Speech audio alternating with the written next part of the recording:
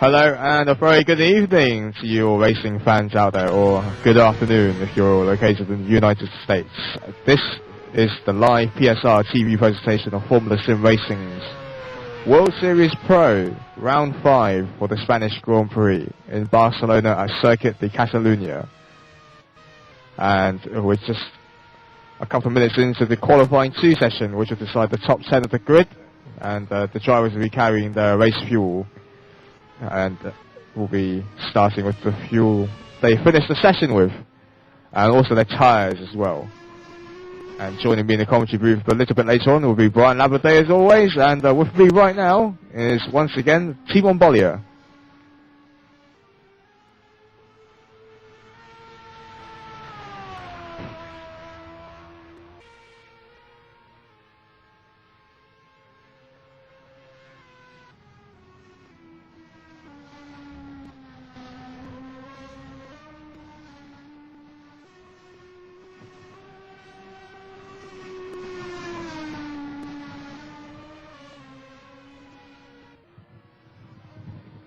Yeah, thank you very much, Michael. Hi there to everybody out there.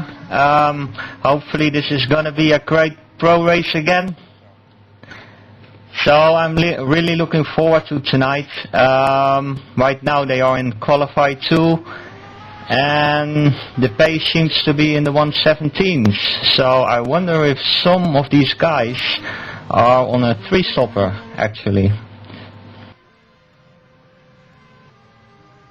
Yeah, might well be, and hopefully we can have a look at 11th place man in the moment, with Peter Herbert. So far it's been a pretty quick lap, not unspectacular, certainly off the pace of Lucas Euler, who is setting the benchmark at the moment. Let's see where Peter Herbert ends up. He does a 17.793. Which puts him up in 5th place, I believe. 4th place, just ahead of Mindergaus Columbus.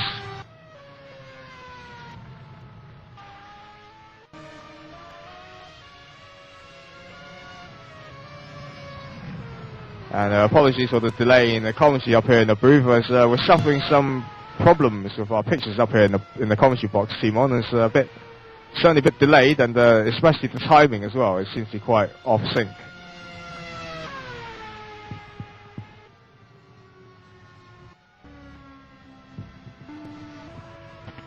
Yeah, Michael. I hope we can fix that soon. At the moment, everybody's doing is their second qualify, the top 10. And I have to rectify myself from what I said earlier. Probably a 117 is a 2-stopper. So it seems all these guys are on a 2-stopper. Yeah, you might well see, Timon, as Dimitri Dimasos is going to complete his first flying lap now, and he goes into second. No, he's not second. 3rd place, sorry. Just 2/10 behind his teammate Lucas Euler.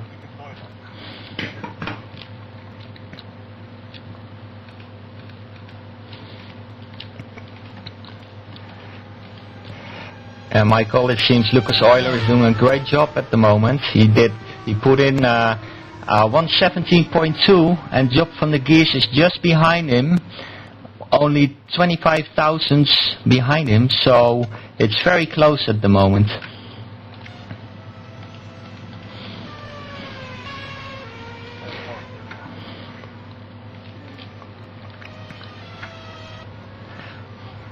Yeah, and now we look at Dave Carl Smith in the Child Motorsports car. He's going to have a +5 place grid penalty following 2 official warnings from the race administrators. And where does that put Dave?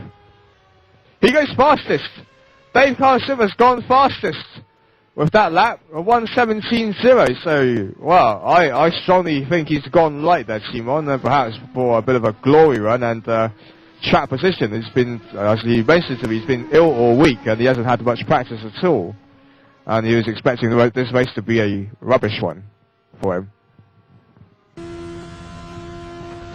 Yeah, exactly, Michael. Just before the race, he was really kind of down, and he wasn't, expecting much of this race. Just before the race, he said, "I'm hoping for top 10." So, but this is definitely a big surprise, and also for himself. So, I think he will be very pleased. Absolutely. And Danny Roberts has gone into 7th place. A good showing from the Rothmans Racing team so far. 10th place, Ben Phillips is the start of this hot lap in the other Rothmans car. Hopefully the director can pick up on that one. He's just making his way around turn 3 at the moment, I believe.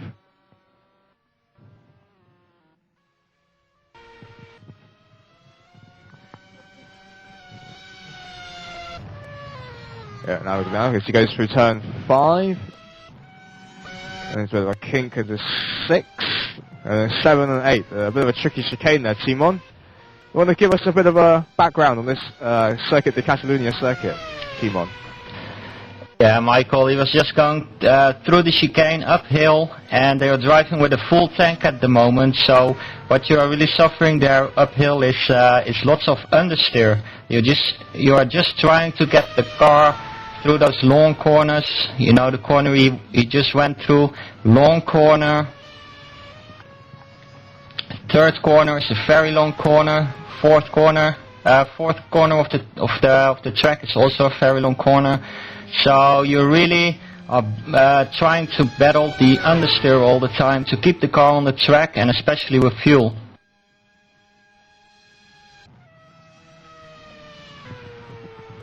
Absolutely, and that lap puts Ben Phillips up into 8th place. A reasonably heavy fuel load, I suspect, and qualifying 2 will be over very shortly with 5 seconds to go on the clock. Nobody else is actually out on track, actually. Ben Phillips is on his in-lap. Well, that's qualifying 2 over then, Timon. And, well, the usual suspects in the top 4 spots, I suspect, but Columbus is still having a much better showing today in the second TMO IP Forge car today. And also worth mentioning that the 2 Rothmans cars going quite well here today as well, Timon. Yeah, Michael, they're definitely doing a great job. Danny Roberts and Ben Phillips, they did a good qualify. They qualified in the 118, so I wonder if they missed on pace or they are heavier on fuel. But as usual, as you said, Michael, the guys on top are doing a great job. Lucas Euler did a great lap, just missed out on pole, same as Job van der Giest. So it's a bit of a shame for them, but they are in a great position at the moment. And Dimitri de Mados is doing well to defend his big championship lead by being on grid slot 4.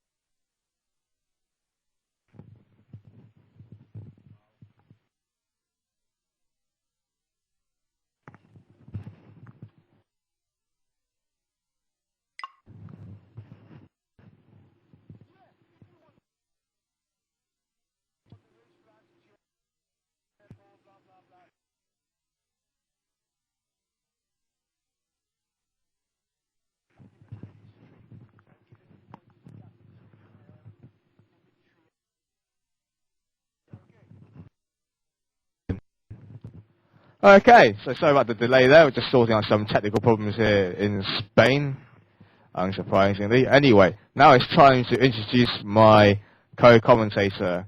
So as usual, it's Brian Labaday, who's finally managed to find his way up here in the commentary box through the Spanish crowd invasion, no doubt. Hi, thanks for the introduction, Michael. A warm good evening, good afternoon, or good morning to whoever you're listening to the live broadcast, to this fascinating Grand Prix in Spain. And just a bit of a history of last year. On pole, we had DDM, Dimitri de Matos, on pole position, but the actual race winner was Marcus Zipoli, who took the race, and we were only doing a 50-lap race last year, and he and Dimitri did a one-stopper. So this year we're going for six laps, right? So I'm sure they probably try and go in for a two-stopper. I'll have to ask Timon in a few minutes what he thinks about that. Third place was Johanni Arman, Fazul Nazir was fourth, Vinko Stovnik fifth, Mikko, our eventual champion, was in sixth place. So that's just some history and background to last year's race. The fastest lap in the race was a 1:19. And in qualifying, we've seen guys in 17s. Earlier on, I was watching Q1, and Lucas Euler, who to me is the most improved driver this season, did a 14:889. So there's some blistering pace out there, guys. So just want to bring Tim on and let's ask him what he thinks will be the fastest strategy, considering last year at 50 laps, Zipoli did a one-stopper and Dimitri de Matos, the rest of the guys did two stoppers. Timon, what do you think about this extra 16 laps around this track? You've got a better idea than I have, as you've been racing this mod. Yeah, Brian, thank you. Actually, it's going to be very close, like it has been all the year. The safest way to go is a two-stopper. If you go with a two-stopper and you can catch your pace in the 117, 118 low, you are probably going to be on the podium. But I'm sure some guys out there went for a three-stopper, and if you have a three-stopper, you really have to push all the laps and drive probably 170 low to create that gap to the other drivers behind you. Because they have to qualify 2 with fuel, most drivers are very aggressive on the fuel they take for the first stint. So if the guys with a two-stopper got into qualify 2 and they had to put the fuel in, then they probably will pit much earlier and go for a longer second and a longer third stint. So I think the first stint we are not gonna see massive differences in race pace between the 3 and the 2 stoppers, because the 3 stoppers probably come in around lap 14 and the 2 stoppers around lap 18. But after that, the 3 stoppers can do 15, 16 lap stints, and the 2 stoppers have to go to 24 laps. So I think the big difference is going to come halfway into the race, and if the top have different strategies, it's going to be really exciting, I think. Thanks for the insight there, Timon. Yeah, Euler won the last race from pole, and he caught us all out. We thought he was going to go for another stop, but he really fooled us. So he's the person I'm going to be watching as well. I've never been a fan of this qualifying with heavy fuel. I like an out-and-out, a Western kind of cowboy race, gunslinging, where you just come out and shoot from the hips, and let's see who's the fastest guy to claim pole position. Anyway, just to quickly update people with the championship leadership right now, we've got DDM with 92 points. Close on his, well, not close on his heels, but a distance away is Dave Carr-Smith with 58. 4 points behind him is Lucas Euler. Marcus Hoffman in 50 points. Wayne White, 48 points, and Robert Fakes, 6th place with 34. I think this is going to be the guys who are going to be really hunting for the championship, Michael, this year. I don't know what you think about that. Well, providing Dave Carson can keep his car on the track at each race, then yeah, he does stand a great chance of it.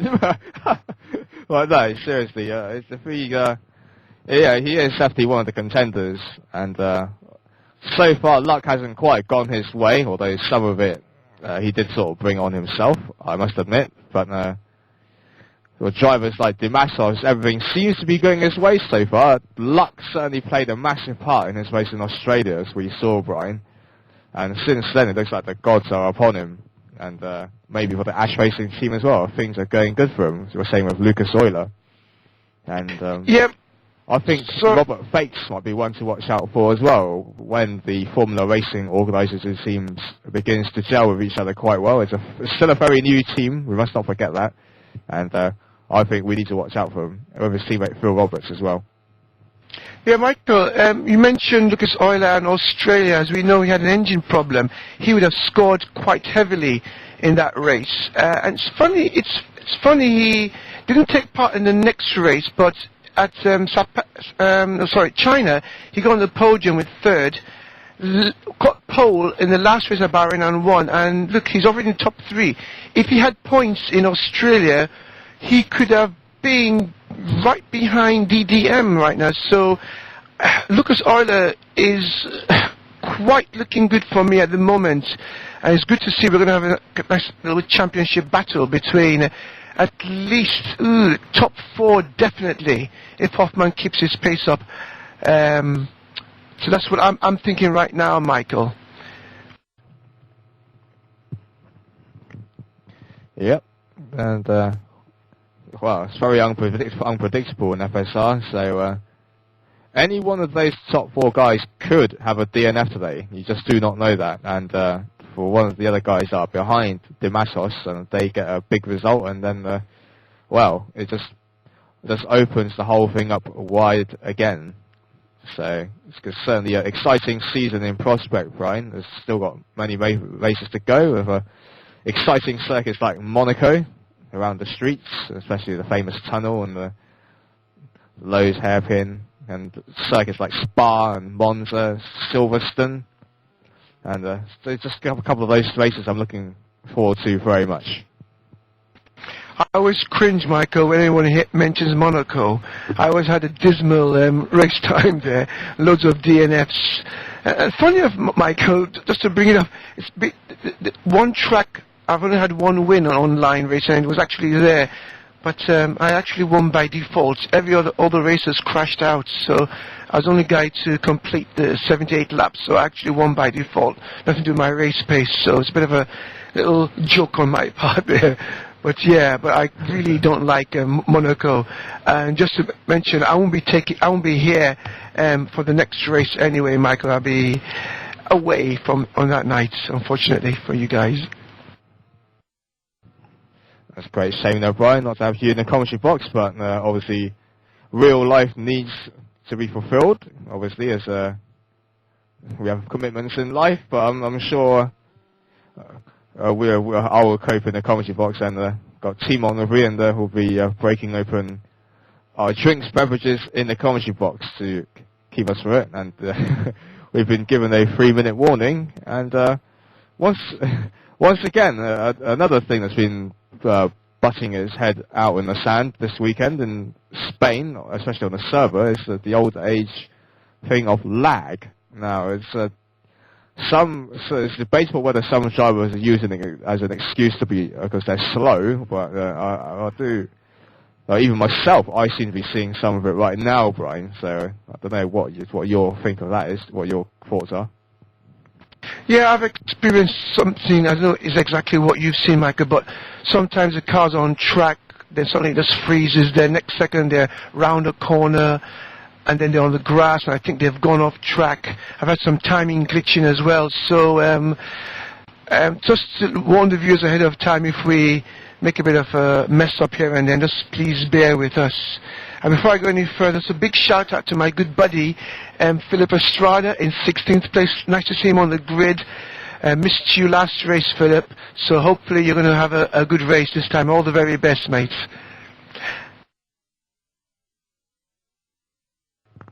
Yep, and very much good luck to all those drivers. And a couple of new names for this weekend here at Spain. Randy Burrow for RC Motorsports, replacing Courtney Smith, who pretty much left the league in disgust last time in World Series Pro at Bahrain. And having just said Randy Burrow's name, he's just gone and left the game. So I hope I haven't jinxed his install of our Factories machine, which has caused him to crash.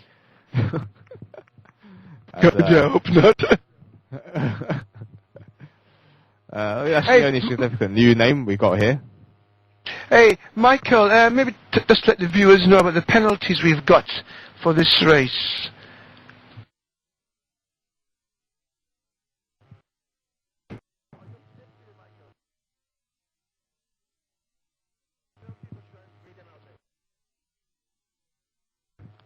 There are a couple of penalties, Brian. I haven't got the list of paper offhand at the moment. It seems to have fallen off the commentary desk somewhere, but I believe you've got your own little notebook and it's written in there. Yeah, Michael. DCS has got +5 penalties, so I think I forgot to mention it, but they were saying he better get pole for this race, and sure enough, Dave Carl-Smith got pole, so he'll be 5 slots down on the grid. So it looks like Euler will be the actual effective pole position man, and Fabian Gockler's got a +10.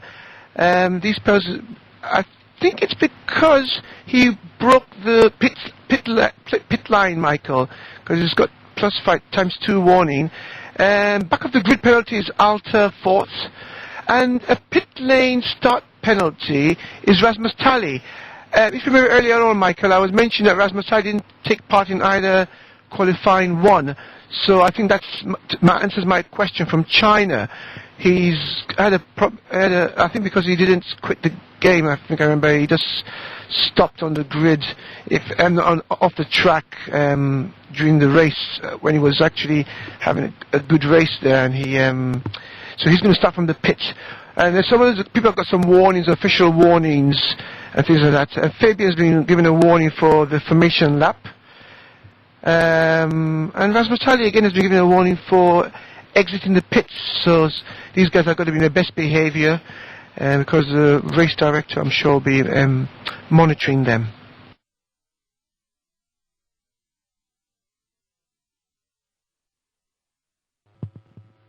Yeah, no doubt we'll be keeping an eye on that. And still waiting for the go-ahead here from the race director.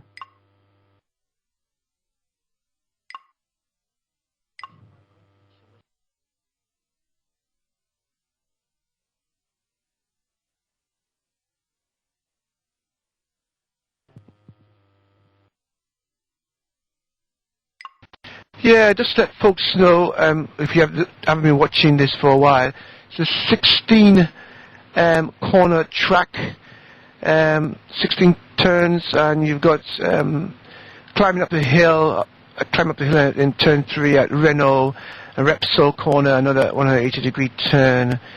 Turn 5 Seat, quite easy to lock your brakes there. 7 is quite interesting, but no real overtaking up to there, but Campus is probably one of my favorite corners in F1, where it's a blind up the crest, grit your teeth and go in there. If you're brave in there, you can actually pick up a good 2 or 3 tenths going there. And then towards the end of the lap, Michael, they've really, for me, castrated this circuit with the Mickey Mouse chicane they put in there to slow the cars down. But I know why, because of the grandstand into the final corner, but in real life, but it really dilutes the fun from Europe to this corner 16 there. So I'm not too happy. I haven't been happy with that chicane since they put it there. Really castrated the track for me. Well, I can't say they've done a great job in in their bid to improve overtaking, as they put it in a completely wrong spot. in my opinion. And well, personally, I think the Spanish organisers on this track could have spent the money better.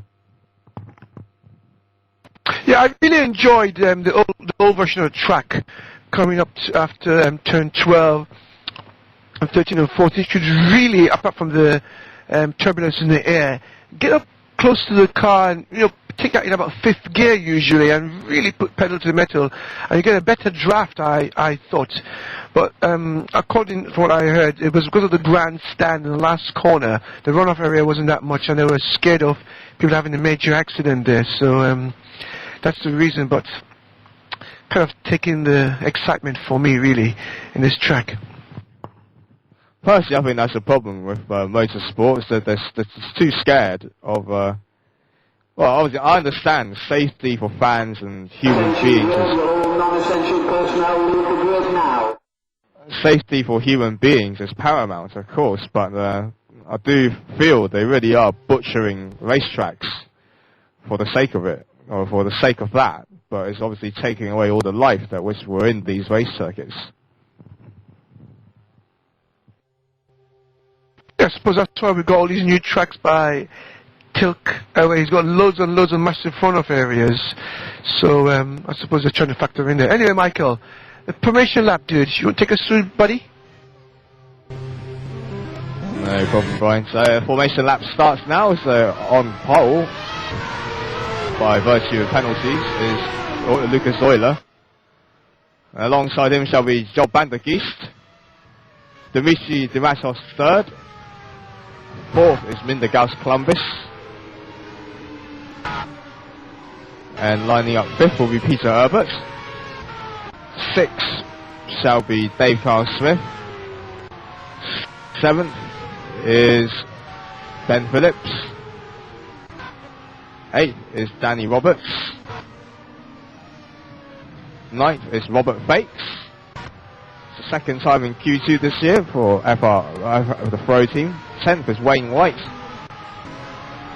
11th is Clayton Nelms. 12th is Phil Roberts. Great performance from the young English driver this weekend. 13th is Sammy Sikowski. 14th is Mikael Tamala, his teammate. 15th is Philip Estrada. Much better showing from him this weekend.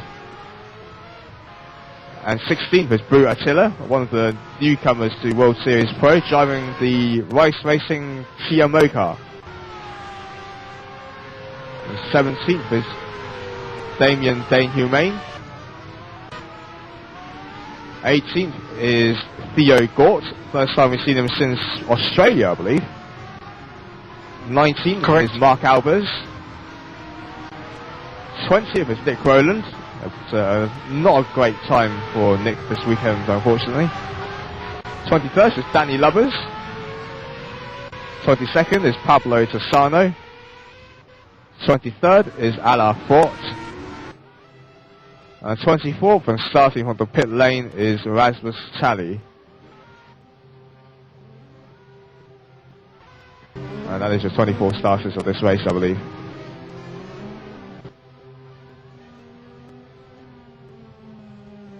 Talley is going down the pit lane this week, going past the commentary box window, so we're just waiting for the lights now.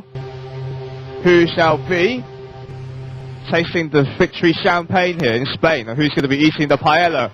We'll find out now as the lights are on. When the four lights are off, it's go! In Barcelona, and a good start from Lucas Euler. And look at Dave Carson and his teammate Columbus. The two green cars you see on your screen there, they're really motoring into turn one. What's going to happen?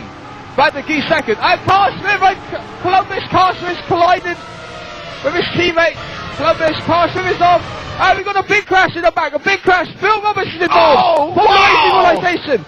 4 or 5 cars off in the gravel on the exit of turn 3. Carl Smith is wingless again. He's going to need some Red Bull. And so does Dane Humane, and the race has been stopped.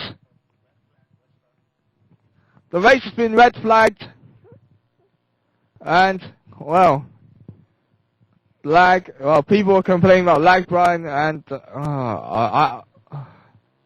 I'm seeing it myself. Obviously, being a commentator, we're partly restricted with the bandwidth, but It is pretty awful. I have to admit, I'm having trouble commentating on this, Brian, and I cannot imagine what on earth it's like for the drivers who have got 4 or 5 cars surrounding each other. Yeah, Michael, one of the things,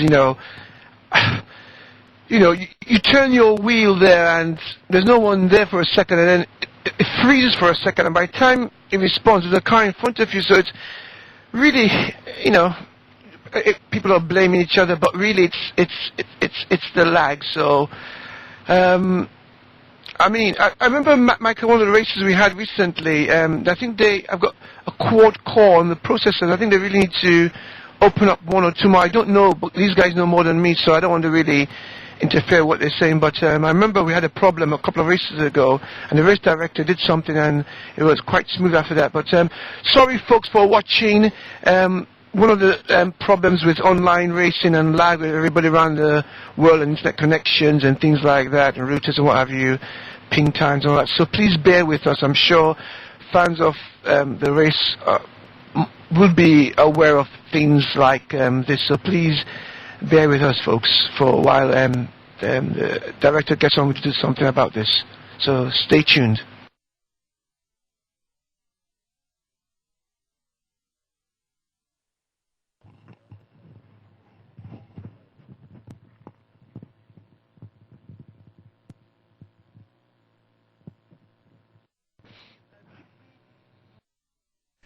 Hello and welcome. You join Roy Watchmeister in his faster than speed advanced car in the FSR 2009 mod for a lap around the Circuit de Catalunya out in Spain. You have 65 or 66 laps of this track, depending on what layout you're doing. We're on the new one that's been relatively revised. It's 4.65 kilometres long. And we're on board down the home straight. Nice long time to relax before you pick your braking. About 60 metres before turn in, you can hold on the curb and swing it out to the left there. The more speed you carry through there, the better. Then hug the inside and just keep on praying that your car does not have too much understeer and goes off into that sand dune. Then brake about 50 metres, hold on to the curb, take it out wide, avoid any other slow people doing out laps there. Well done, Roy. And then brake at the 50 metre boards, hang it in, just keep it nice and smooth. The precision to this corner and this circuit is about being as smooth and gentle with that steering as possible. The more hacksaw you are, the more it takes more time away from you. This is a fantastic corner here. It's taking 160 kph, or miles per hour even. Then brake at the 50 metre board. This is a very tight Mickey Mouse corner. I've made it even worse now with the new revision. Taking all of the curb and a little bit of AstroTurf there. This is a corner that goes on never ending. Your car just wants to snap away. And then for this new Mickey Mouse chicane, not a fan of this. Turn in, there's a lot of camber in here, and especially through these curbs. The car just wants to swing away from you. And in the fantastic final corner that used to be what drivers were really looking for is now just a flat out kink. Straight down the home straight for another run. Roy Watchmeister doing a perfect lap there and showing that it can be sunny in Spain. Join us again for another hot lap with RoyWatchmeister.nl.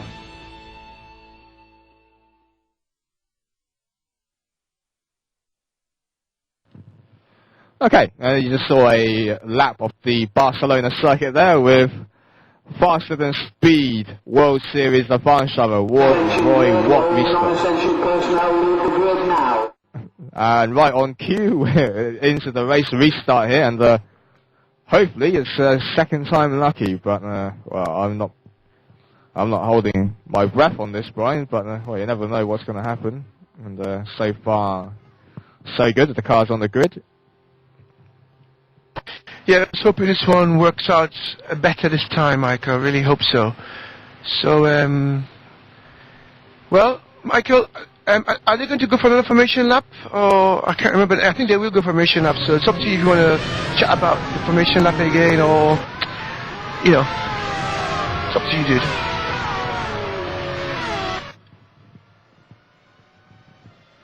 Yeah, well, we ran through the grid already here for you, so we won't go through that again. But it's also worth mentioning about, let's bring Timon in here, about the fuel consumption of these FSR cars around this track. And obviously Timon has done some extensive testing, and he's kindly showing me his notes right now, and you say the car uses about roughly 3 litres of fuel per lap. on a fairly high boost.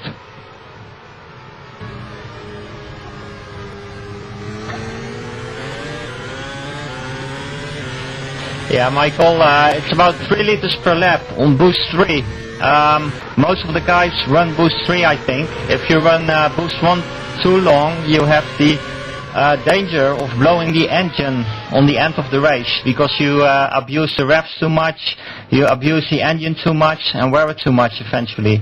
Anyway, it's about 3 liters per lap, so it's less than the first 3 races. Also, the amount of laps in this race is 66 laps, so it's a lot more than, it's about 10 laps more than the previous 2 Grand Prix. So back to you, Michael. Sorry. Thank you, Simon. So that shall be interesting to see how it plays out. Just most thing mentioning, tyres. I think most drivers will be going for the soft compound here, which works quite well in this track. We'll discuss more later on with Simon. Super softs, some will be quite brave to try that if they are feeling brave, or they got a smooth driving style which doesn't wear out the tyres. But engine and brakes aren't as critical here. Well, obviously you don't want to push your luck either, so just wait for the last car to line up onto the grid. It's a la Forts. Rasmus Tally rolling down the pit lane now as we speak. Mike, sorry to jump in. I hope the guys have done extensive testing for the engine and the brakes. But back over to you now, Michael. Yeah, and the race restart of Spain is now on. Oh, there you go. Got lag up here in the box, so they're right there anyway. Euler's got a good start once again. Van der Kies is looking around. Twister, CMO up there again. All the cars going into turn 1. So far, it looks fairly clean. Robert Fakes is at 8th place, so he's made up a place.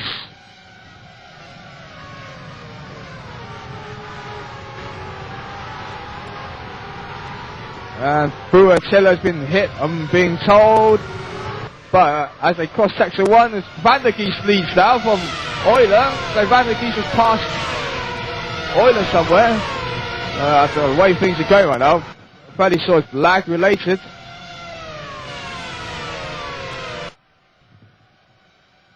Yeah, it's quite a few crashes going on. I just witnessed one involving Mark Alves and someone else, Michael, into Seat corner there, turn 5.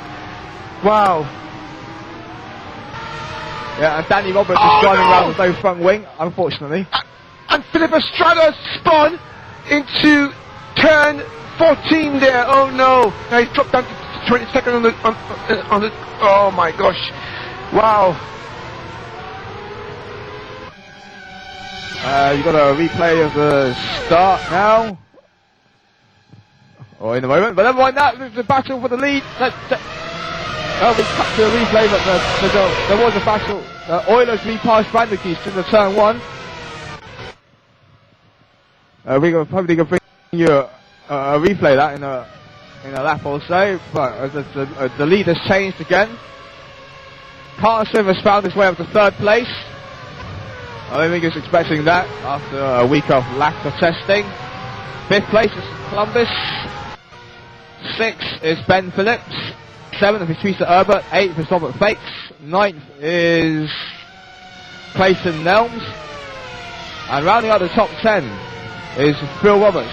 So that's both the Formula Racing Organisation cars in the top 10. Oh, we've got an off. Michael Tumolo is off the track somewhere. Oh, at 19th place, Sammy Sikowski is off. Oh, Tomalo's alright, it's his teammate, I believe. I think he's down more than 20th now. It's probably 24 now, I think. Oh, and Carl Smith! Carl Smith's in trouble, I think. But never mind that, Robert Fakes and Nick Rowland. Robert Fakes and Nick Rowland, the battle was 7th and 8th. I think the timing screens are going haywire here. Rowland has passed Fakes. Roberts is up to 9th ahead of Dave Carl Smith. What's happened to Carl Smith, I do not know. He's under fire from Wayne White at the moment.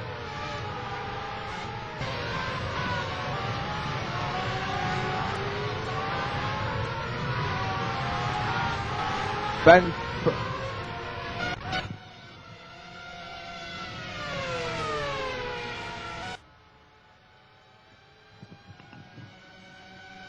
Yeah, sorry folks, we're just having some technical difficulty with the timing and everything. Things are still jumping around. We're going to try our best. As a quick update, Euler is leading the race. I don't have any time on the gap between him and Job van der Gies is second place. DDM is in third place. Columbus in fourth. Fifth place is Peter Ebert. Sixth place is Ben Phillips. Seventh, Robert Fakes. Eighth place is Nick Rowland. Ninth place, DDS.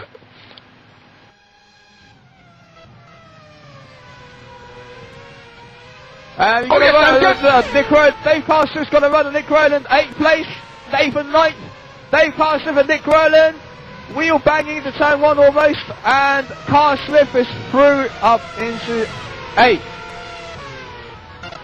I believe, we're just waiting for the timing screens to shake out here. Yeah, It's slower than a 286 CPU right now. yeah, Michael, just I'll bring Tim on in. Tim on, I don't know if DDM had a problem, but he's 3.3 seconds behind Euler at the moment, unless he's going, is his fuel load that much that he's being pulled away so much, unless he's in a one-stopper, I don't know.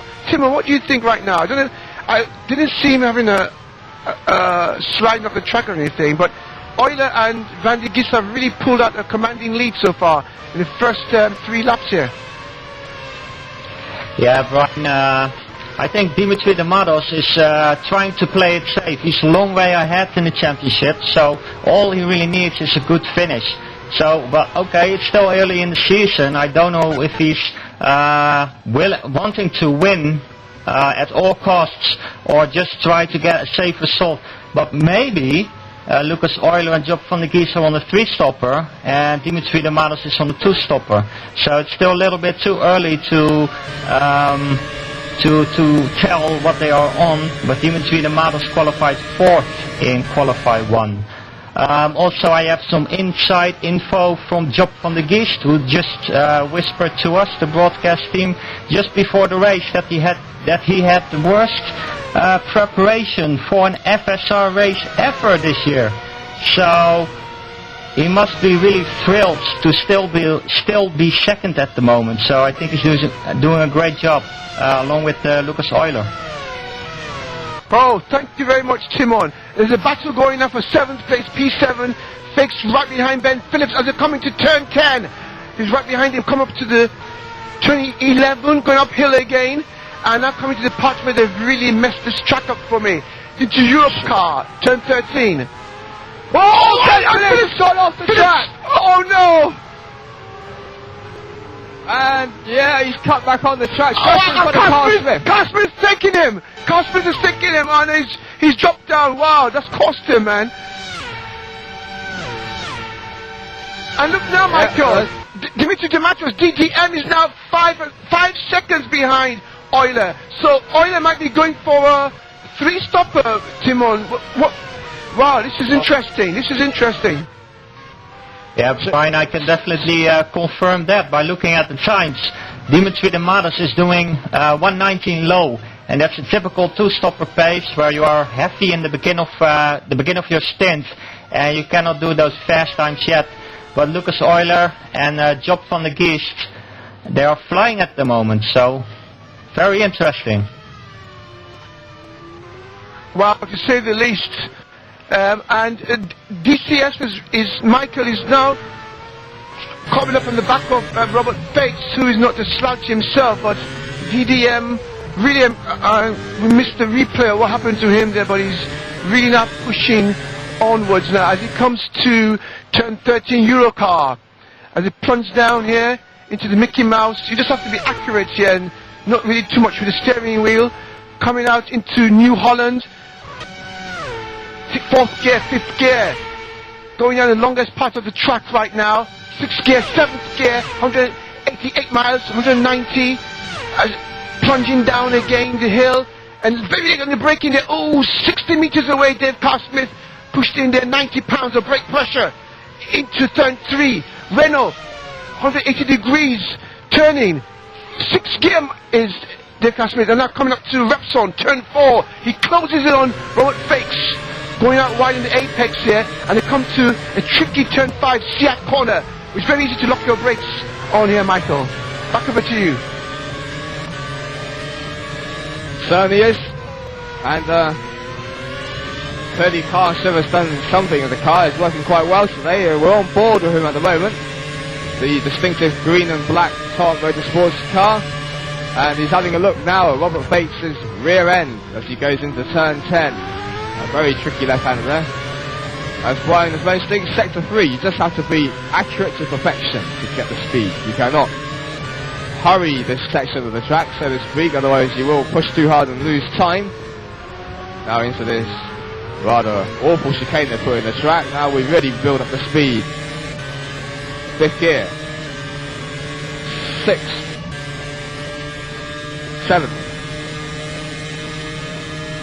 7/10 of a second separates Fakes and Carr Swift. Michael, already we've got 4 DNFs. Mark Alberts on lap 2. My good buddy Philip Estrada, missed what happened to him there. A DNF again on lap 2. Alta Ford suspension failure. Must have had a coming together with somebody on lap 1 there. And Danny Roberts, a DNF. Missed what happened to him. Back to you, Michael. I'm presuming Danny Roberts went off or hit someone and lost his front wing. He lost his front wing for sure. I saw that on my screen, and he probably retired in disgust with the lag in the server probably. And I can see the, I can certainly see the race directors not having much sleep tonight. They are going to be listening to what the drivers are saying. There's quite a few unhappy drivers out there. Scott Wilde, notably being one of them, he actually quit the race before it started.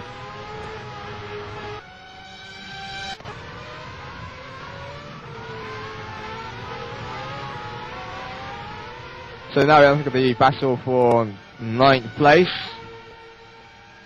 between Nick Rowland and Wayne White and Phil Roberts. But I hope we can cut back to the battle for 6th place, with Robert Fakes and Dave Carr Swift. That is, the gap's closer than it's been before. As we look back now for Robert Fakes in the Formula Racing Organisation car. Carr Swift really breathing down on him now. As they go through 6th, now into turn 7. 8. Now coming to turn 9. Now this is very, very much a blind corner here. And the drivers can't see the entry point. You just have to pick a point and turn pretty much.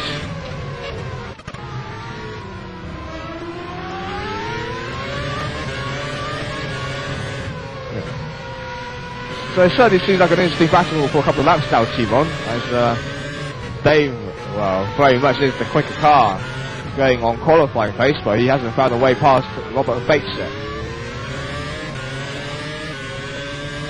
Yeah, Michael, it's definitely an interesting battle going on. Before the race, Dave Carr Smith was really disappointed at his speed and his pace, so he was just trying to get a top 10 finish, but then he got the pole, and suddenly everything changed for him. But just before the race, he joked to me on MSN. He made a joke from whatever happens, as long as I beat Robert Fakes. And if I don't, then I will retire immediately, he said. So this is a very interesting battle what's going on. And if Robert Fakes can keep this up, then he will make a massive change in the FSR staff structure, or whatever you want to call it. Well, Michael, well, I hope it's come back to bite DCS, mate. Saying that. Well, if Mark Bosch, the team owner and manager of Formula Racing Organisation, is listening to this, get on the radio to Robert Fakes and say, keep Dave Carr Swift behind you at all costs, and then it will make him retire, which will give him something to smile about. So, Mark, if you're listening, yell that down on Rob's radio right now. Yeah, Oh, I know it's a joke, but this was come back and bite you, man. Wow. Anyway, pushing along now, folks. Euler, and now a 5-second lead over Joe Van de Geest. 5 seconds behind him is Dimitri de Matos. 4th place, ooh, there's a quiet Mendukas Klimbus. 5th place, doing quite well, is Peter Edwards. That's the highest I've seen him so far. Robert Fakes, as we've just been speaking about, and DCS, with Ben Phillips, who had that mishap into turn 13, and he's dropped back. 9th place, Nick Rowland. 10th place, Wayne White. In 11th place, we've got Phil Roberts. Buatilla brings up 12th. Clayton Nims is in 13th. 14th place, we've got Pablo Tassano. 15th is Theo Gotts. 16th place is Rando Muro. 17th place, Rasmus Talley. 48 seconds behind the leader. I'm sure he's probably going for a one-stopper, Timon there. 19th place is Danny Lobus. 20th is Sami Sarkowski. 21st, running last, is Damien Denhumain. Back over to you, Michael. Oh, Michael, 6 seconds now. Is Lucas Euler. Must be on a 3-stopper, I reckon, guys.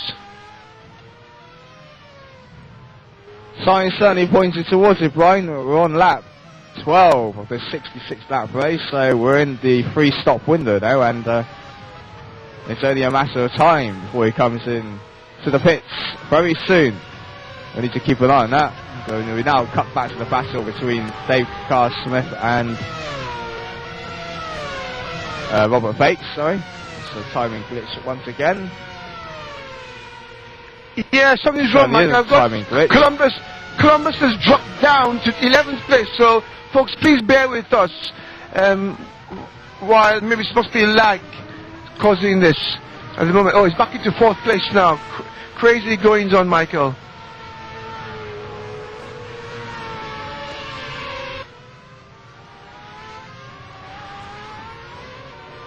Yeah, it has some problems, well, some reported problems again in the AMA race this afternoon, but doesn't seem to be anywhere near as a wider scale as it is now, and Carl Smith is back up behind Robert Fakes once again. He's close enough for the toe. 7th place. Is he going to have a look up the inside? I don't think he's close enough, and sure enough he isn't. But it's going to be a three-way battle very soon, as Robert Fakes is now closing up onto the back of Peter Herbert. Brian, who's only less than a second now, the gap. So, will be very much a three-way train in a minute. And it shall be interesting to see if Robert Fakes can do anything about the Precision Motorsports car. Yeah, I was about to say that. You took the words out of my mouth. Yes, and they're really closing in now. Fakes bringing Dave Carr-Smith right onto the back of Peter Edwards there. And I can even see in the distance, Michael, Columbus is being drawn here, reeling him in now. It's going to be a 4-way battle in about 2 or 3 laps, Michael, I reckon. But Euler really putting pedal to the metal. 6.8 seconds now. Really dominating the proceedings at the moment, Michael. Timon, quick question. When do you think a 3-stopper will make his first stop? Well, I think right in the next 2-3 laps, Brian. For Qualify 2, they have to take the fuel they take also into the race. So, of course, in Qualify 2, if they want to have a good qualify position, then they have to take as less fuel as possible. So probably everyone has a very short stint. So I expect Lucas and Job van der Geest, who are both on the 3-stopper, I think, by looking at their times, coming in the next 2-3 laps. Okay, that raises a question then, Timon, for me, because Dave Carr-Smith was on pole, which would suggest if he beat Euler, who seems to be a 3-stopper, and he beat him, wouldn't that suggest that Carr-Smith on a 3-stopper, and if so, he must have had some damage when he dropped down the order, or is he just being held up, you think, at the moment by Robert Fakes? Well, Brian, just before the race, he was going for a 2-stopper, but in the Qualify 2, he got the pole position, and he told me on MSN that he had he has an option to do a 2 or a 3 stopper. So either way, he was probably pretty light for his first stint. So we didn't talk any further. So I really have no idea in this whole world what he is going to do at the moment. But I think Robert Fakes and Peter Ebert are making his life very difficult right now, and they are doing a great job. Well, definitely, and they seem to have more of a skinny rear wing, because Carl Smith closes them in the twisty parts of the track, but on that long straight from turn 16 to turn 1 into Elf Corner, they really pull away. And look, oh, Ebert! Oh! Folks, there's Ebert there. Michael, come in, mate. Yeah, Peter Herbert is down, really is. The mobile chicane, and then Carl Smith is stuck on the inside of Robert Bates. And the side-by-side has come out of turn 5. Carl Smith is up, Robert Bates' rear wing, it is 8. 9, he's not going to find a way by there, Dave. Don't throw it off the track like you've done so many times this season. I have to go for a 9. Will Dave listen to us, Michael? Our leaders in the pitch, over the week. Oh, well, I'd rather stay with this, but well, look, Euler's in the pits and seeing it now. He's stopping on his marks. The jacks are up, tyres are changing. The fuel is going in. Peter Herbert in the pits as well, as I say this. So that releases Robert Bates and Carl Smith. When do they reach? Carl Smith is in the tyre. We can cut to this, Mr. Director. Carl Smith side by side, and he's through. Look at that, you can see them in the background. Robert Bates has been passed by Carl Smith. And crucially for Lucas Euler, he's rejoined out in front of both of them. It would have been a disaster if he didn't. Wow, so far so good. Round 1, I think then, Timon to Euler on that 3-stopper. But it's interesting, if Dave continues for another few more laps and it's a 2-stopper, he's really in a good position, because Euler has to stop 2 more times, doesn't he, guys?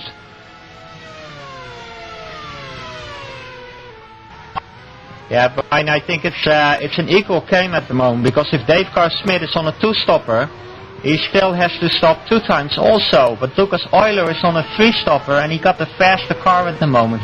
He's been nailing all those laps in his first stint in the 1:17s, and nobody could follow his pace. So I think Lucas Euler got the best papers at the moment. I just hope that he got his mechanical settings right, so that he doesn't experience any problem on the end of the race. But right now it's looking awesome for him.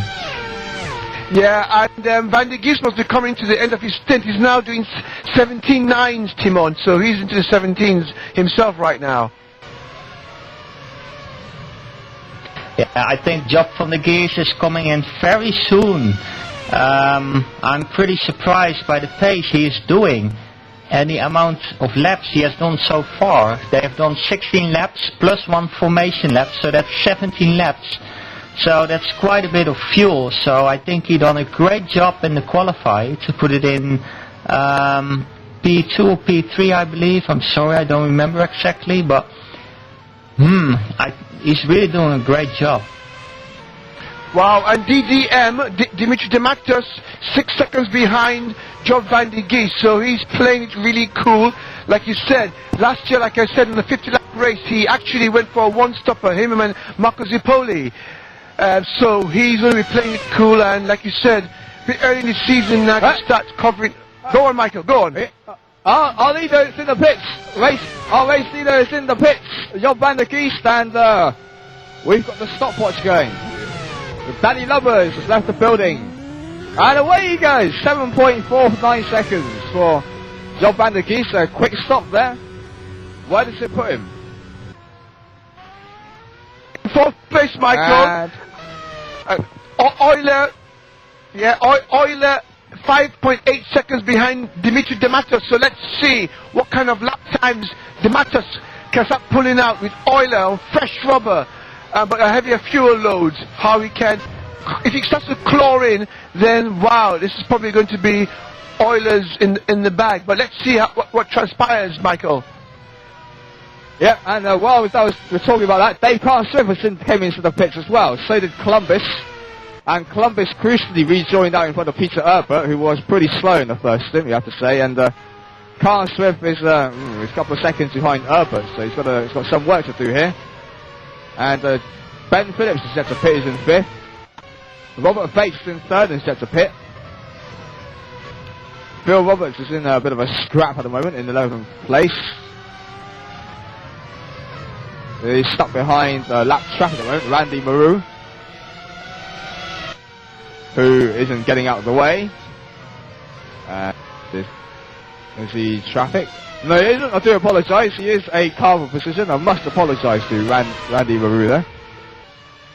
And a bit of a train going on there, right? It'll be interesting to keep an eye on that one. Oh, and there we go. Phil Roberts and Nick Rowland side by side there. And Nick Rowland getting very raffly now. Both of the Redshift News cars are getting held up by the Formula Racing Organisation car. Okay. Michael, just a bit of information for you. The Matos is doing a low 18.0, but already Euler's in the 17.2s already, so he's really turning it on now.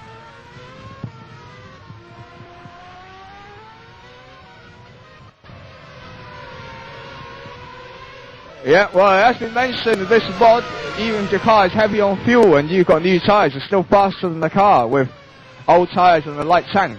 So I think that's the evidence of it. Once again, let's go back to the battle between Phil Roberts, Nick Rowland and Wayne White with Rando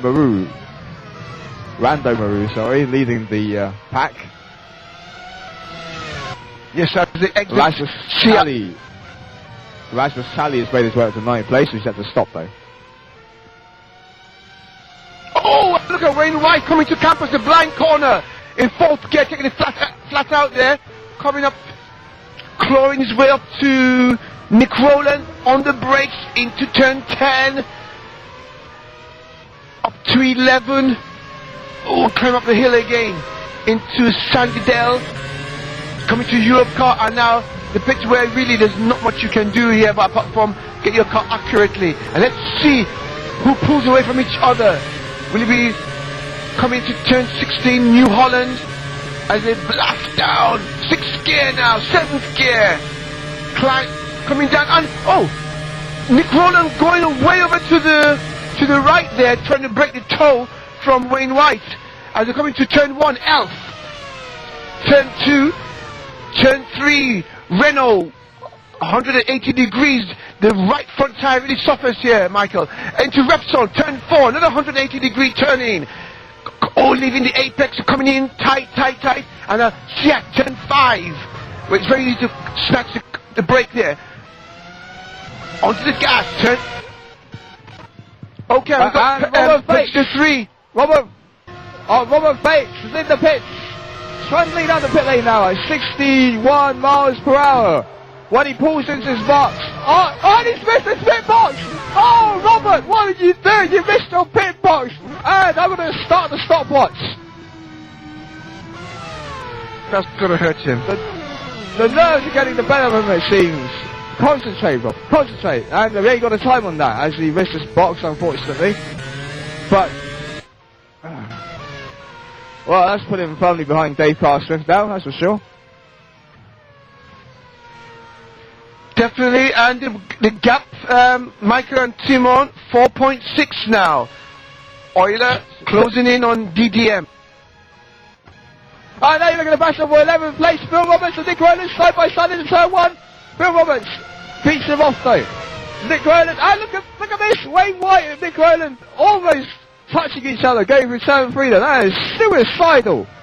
Or what from the 2 Redshift News cars there. Oh wow, exciting stuff though, Michael. Exciting, cool, man.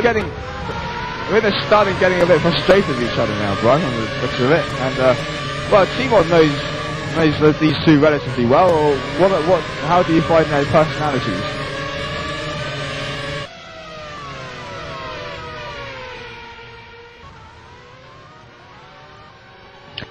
Yeah, Michael, there are two personalities who want to perform the best at all times, but they seem to have a few difficulties at the moment to perform at the moment, especially in this race.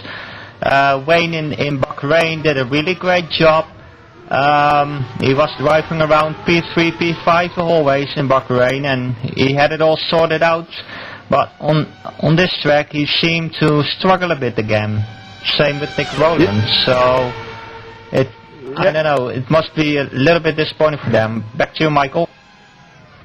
Yeah, and Wayne White is side by side with Nick Rowland. Oh, they touch almost side by side. Oh God!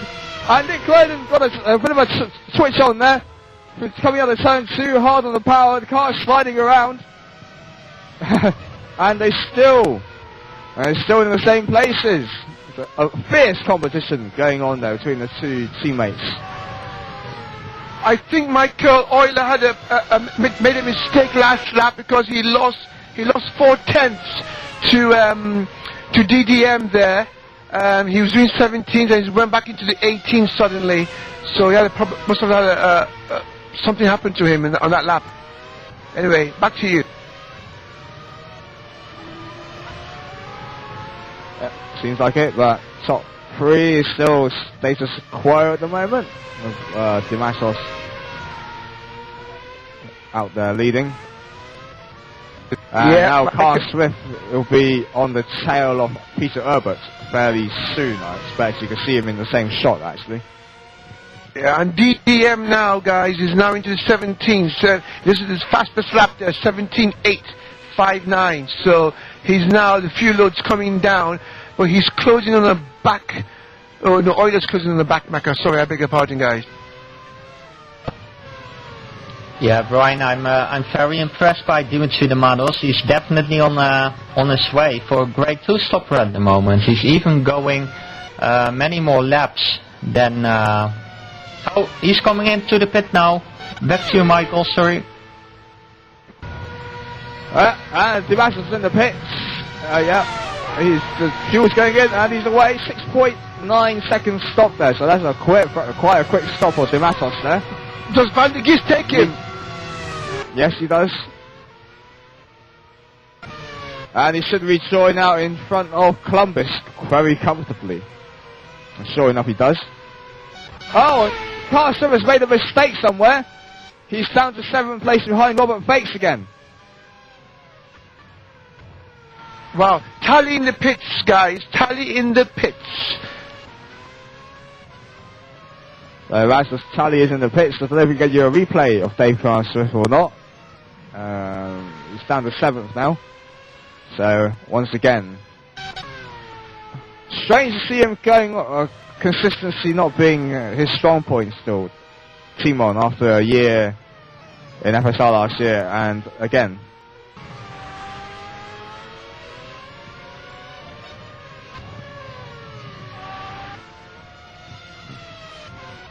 Yeah, Michael, I think Tron Motorsports at the moment is suffering a little bit to find a great pace. Well, you have to say, Dave Carr-Smith didn't expect much of this race, but he still took the pole position. It's just his mistakes that cost him the race at the moment, because of his mistakes he got caught behind slower drivers, and his whole race is messed up now at the moment, so he just has to make the best of it. Well, anyway, that's racing. All these guys try to do their best, and it's a very small window, to make a mistake in these cars. But you always drive on the limit. You have to drive on the limit because everybody is on the limit, and you have to push the car throughout that lap. So you really have to drive on the top of what is possible for you, and that is what makes FSR such a special league, to drive, because the level is so high. If you want to win, you have to do everything perfect, and I think Lucas Euler is really showing that at the moment. He isn't making any mistakes. He's nailing down his pace. Also, Dimitri de Mados in 3rd at the moment. He's on a two-stopper. He isn't making any mistakes. He's trying to maintain the gap. Lucas Euler is too quick for him at the moment, so Lucas Euler has a great chance to to catch the victory today. But Dimitri de Matos is on a big fight with Job van de Geest for second place, and if I remember well, Job van de Geest is on a 3-stopper and Dimitri is on a 2-stopper, so we might see a 1-2 finish and podium for Ash Racing, so they must be pretty pleased.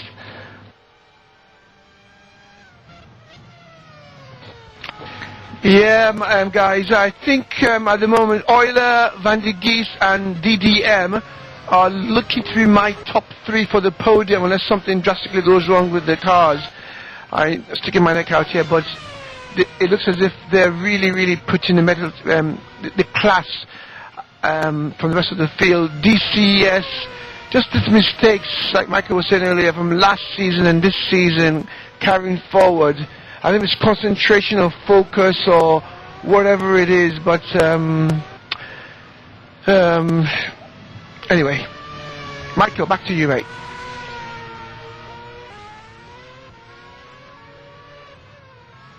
Oops, so we got... Okay, so we seem to have lost Michael. Apparently his PC is crashed. It's just down to me now and Timon. So, Timon, when will be the next pit window for a 3-stopper, which would be Euler again? I think that's coming up soon. Am I correct, Timon? Yes, it's coming up very soon, Brian. Just a moment, I'm having a look. I'm opening this special text file with all the secret info in it. Go on there, mate. Tell us who's going to win the race. Yeah, I think Lucas Euler, I don't remember exactly what lap he pitted, Brian. Did he lap 15 or something? Yeah, to be honest with you, with the race cast down, I can't really remember right now there. But he's going to be coming in fairly soon, I believe, on his pace. Because sorry, folks, but the timing is now playing up again, so I can't really give you an accurate reading of the gaps between the top 5 guys now, because it keeps on yo-yoing effect. It even says that Robert Fix is a lap down, which he isn't, I'm sure. Oh, now it's saying 15 seconds between Euler and Job van de Geest. So I'm going to be monitoring that. And wow, De Matos has closed on Van de Geest. 2 seconds now, Timon. Yeah, Brian, I think De Matos is doing a great job. He's on a 2-stopper. He did 23 laps in his first stint, so that just leaves 22 and 21 laps for his second and third stint. So I don't know how he's going to defy that, but either way he's going to do a 2-stopper, and he's on a great pace at the moment. So Job van de Geest pitted very early, around lap 16-17 I believe. So, but it's still in the window between a 2 and a 3-stopper. So it's pretty interesting what is happening here, because Job van de Geest can still be on a 2-stopper, but very heavy on fuel. I will have a look at the lap times and come back to you, Brian. Back to you. Thank you very much. Yes, and remembering last year on the 50-lap race here, De Matos came second behind Marco Zipoli, and they both did 1 stops, but 16 laps on, like I mentioned earlier on, is De Matos going to really stretch it. So he's got the know-how and the race car and the experience to manage his tyres. But now they're coming up behind a back marker. Van de Geest dispatches the back marker very quickly, and now coming up, DDM now taking the back marker into turn 4 into Repsol. Coming up shots up to 5th gear, and then straight down back 3 gears at the second into the tight hairpin. Coming up to turn 6, turn 7, upward turn 7 into 3rd gear, climbing 4th gear, coming up to 5th gear, and is it 5th gear, 6th gear? Wow! De Matos taking that in 6th gear, while others are taking it in 4th. Quite good. 7th gear, and harsh braking into turn 10. 2nd gear corner, third gear, coming up the hill, you have to be very careful on the apex there, quite high up there. You can really spin the car around there. And this is the Mickey Mouse part of the track. You'll be placing the car very carefully because of the high curves. And coming down to New Holland. And again, they start another lap. 5th gear for DDM, 6th gear, 7th gear. Now approaching turn 1. The fastest part, 190 miles, 191, 2, 3, and 194 miles per hour into first corner Elf. Second, 4th gear, 5th gear into Renault. Turn 3. Climbing up the hill. As I approach turn 4 again, Repsol corner. Wow. Let's just sit back and just see what DDM can do to close the gap in between himself and Job van der Geest.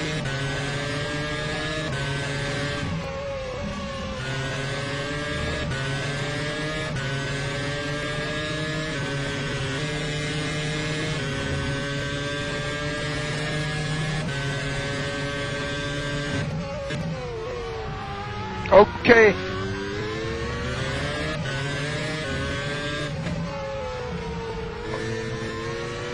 Okay, we're now following right.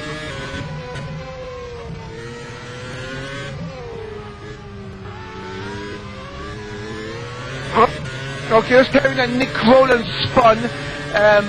There, not much damage there to him. Behind him is Razmatali. Just picked Razmatali up now. They're coming to turn 3. Very hard on the gas. We have the gears, 3rd, 4th gear. Turn 6 and 7. Tricky turn 8. You've got to score up the rumble strip there. And come up to Campus. Take it in 5th gear. Yeah, he takes it in 5th gear, Razmatali, as opposed to 6th gear with DDM. Bit of a straight down here, hard on the brakes.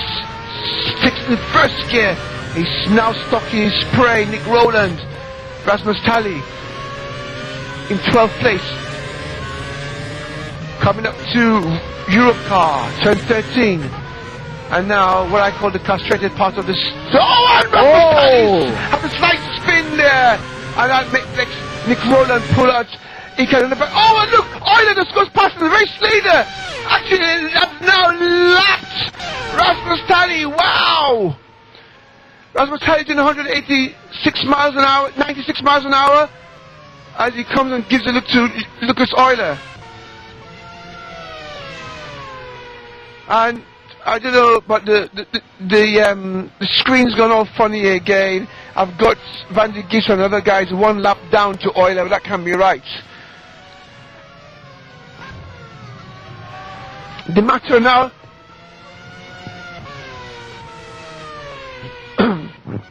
Okay, we're now joined again. Technical difficulties with Michael Lamb. He's now back with us. Michael, back over to you. Just missed a few laps, buddy.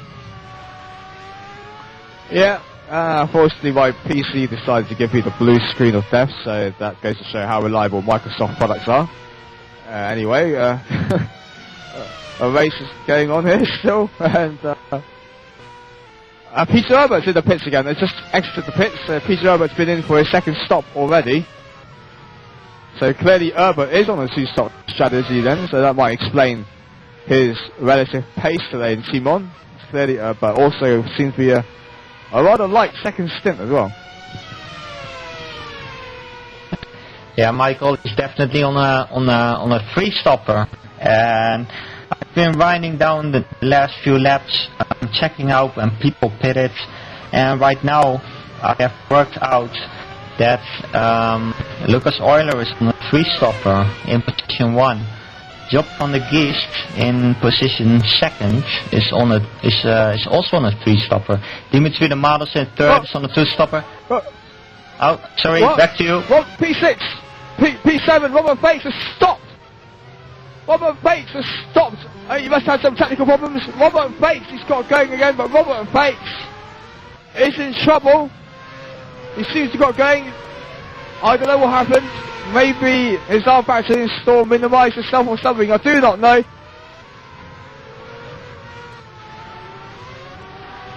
Oh, Dave Carson is out of the race. He's torn his front wheel off. So, another DNF for Dave Carlson. Hopefully bring you a replay of that in a bit. And Peter Weber is still stuck there. Oh, Ray Stevens in the pits. Lucas Euler is in the pits. Team up. Let's have a look at this stop, see how it goes. Nice, well, in his marks. Yeah, Michael, very short stop. He's drifting out of his pit box at the moment, and he's gonna nail the pit exit line to unbutton the pit limiter, and he's going on full throttle again into second place. And Job van der Geest is leading, but he's still at the top. DDM takes Euler! DDM takes Euler! Sorry to cut you up there, Simon. Michael! Oh wow, that was cool! Yeah, it's cool. That was a bit of sleep there. I saw him coming, but I didn't think he's just going to get enough time to get by him there. So clearly, well, Lucas was quite gentle around there, but they're still side by side. Oh! Wow! Wow, Dimatos is determined to keep Euler behind! Wow! And we just got to half-race distance, folks. Wow, Michael. Absolutely, and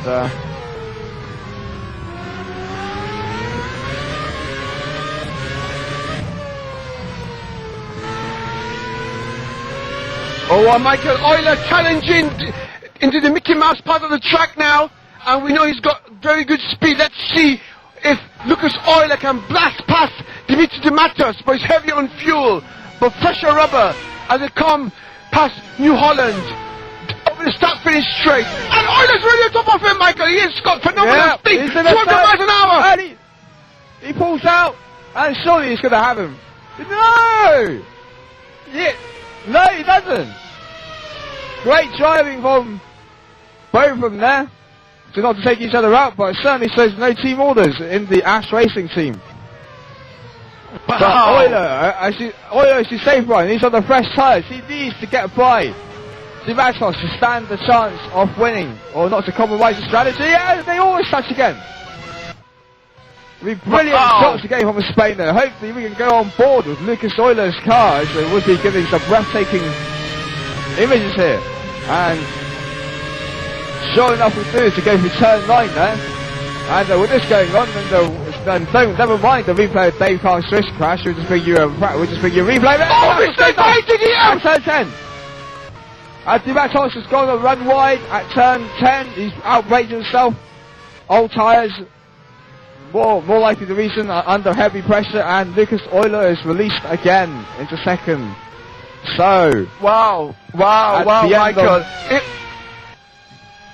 At the end of lap 35, Van der Geest released on Euler and Dimatos. That's the top three at the moment. Columbus in a lonely fourth.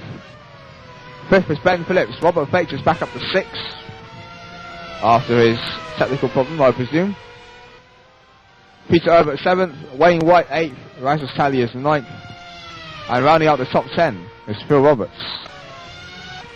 Yeah, sorry to interrupt you there, Michael, but I've forgotten what race it was now, maybe you can remember, but where someone did a spoiler and held up the other guy, and that brought him into play and got him to win the race.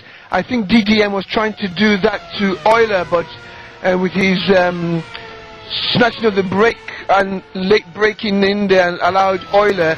Now Euler is now being free to extend his lead and catch. I don't think he held him up long enough for the final outcome of this race, Michael. I don't know what, Timon, you think about that situation there.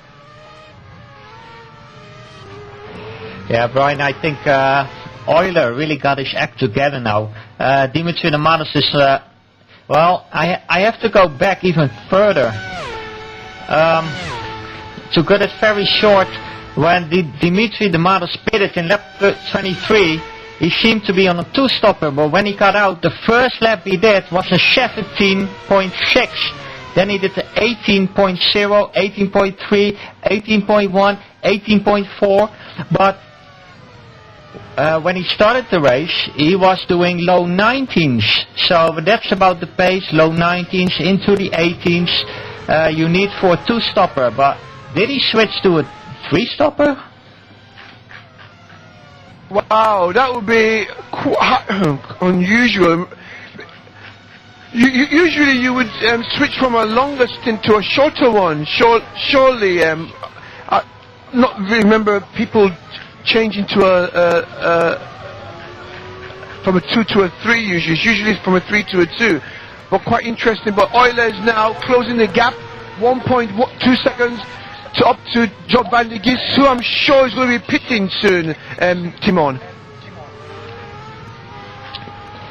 Yeah, they are getting very close into their pit window. They have to pit any lap now, and if Dimitri Demados is still on a two-stopper, let's just presume he is at the moment.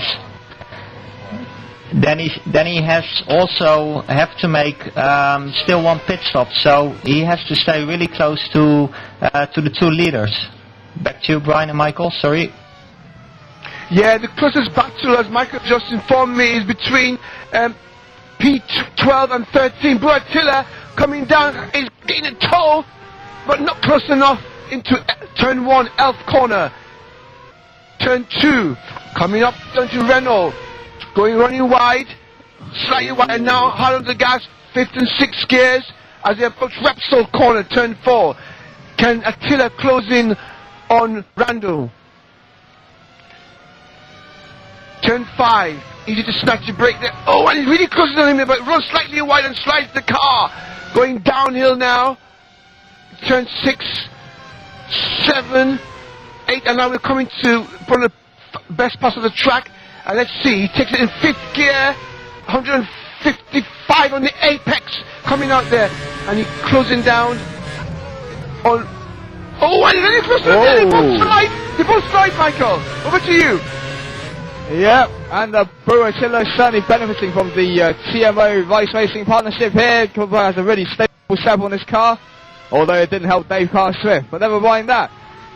Randy Baru and Buatilla outbrake each other in that chicane there, but now building up the speed and the power down to the pit straight. Back over 12 and 13th place. We're on board with Attila. 194 miles per hour. Breaking down to 3rd gear for turn 1, then 2. Now feeding into turn 3. Try not to understeer wide or you'll be off into the gravel trap, which really does suck you in. And you certainly don't want to be in there. And it certainly looks like Baru's car is slightly a bit more bolted onto the ground around the sector of the track.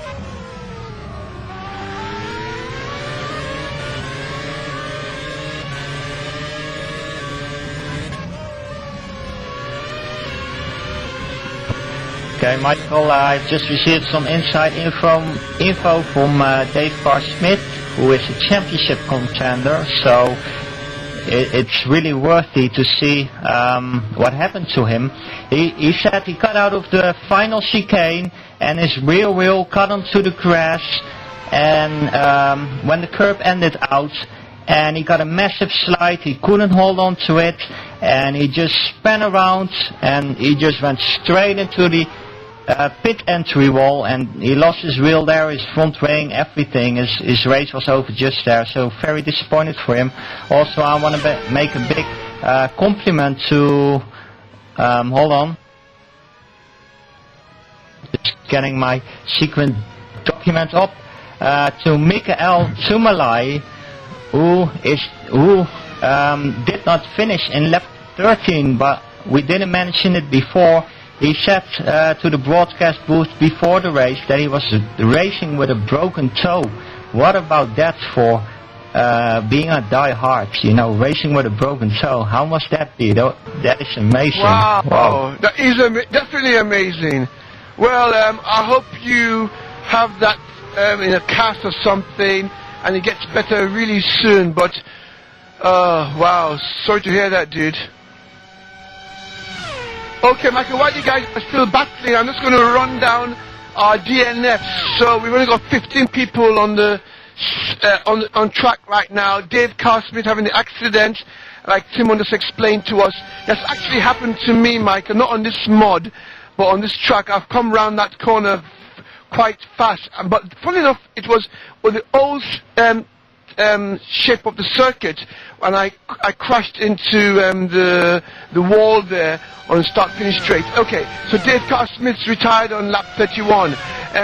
Pablo Santano, DNF. Theo Gott, DNF. Mikhail Tomala, the guy with the broken toe. Hope you get better very soon, mate. Suspension failure. Damien Denhumain, accident. Danny Lubbers, suspension failure. Mark Albers, DNF. My good buddy Philip Estrada, sorry mate, DNF on lap 2, must have had a accident somewhere. Alta Fort, suspension failure, and Danny Roberts on lap 1, DNF there. Michael, back over to you, mate.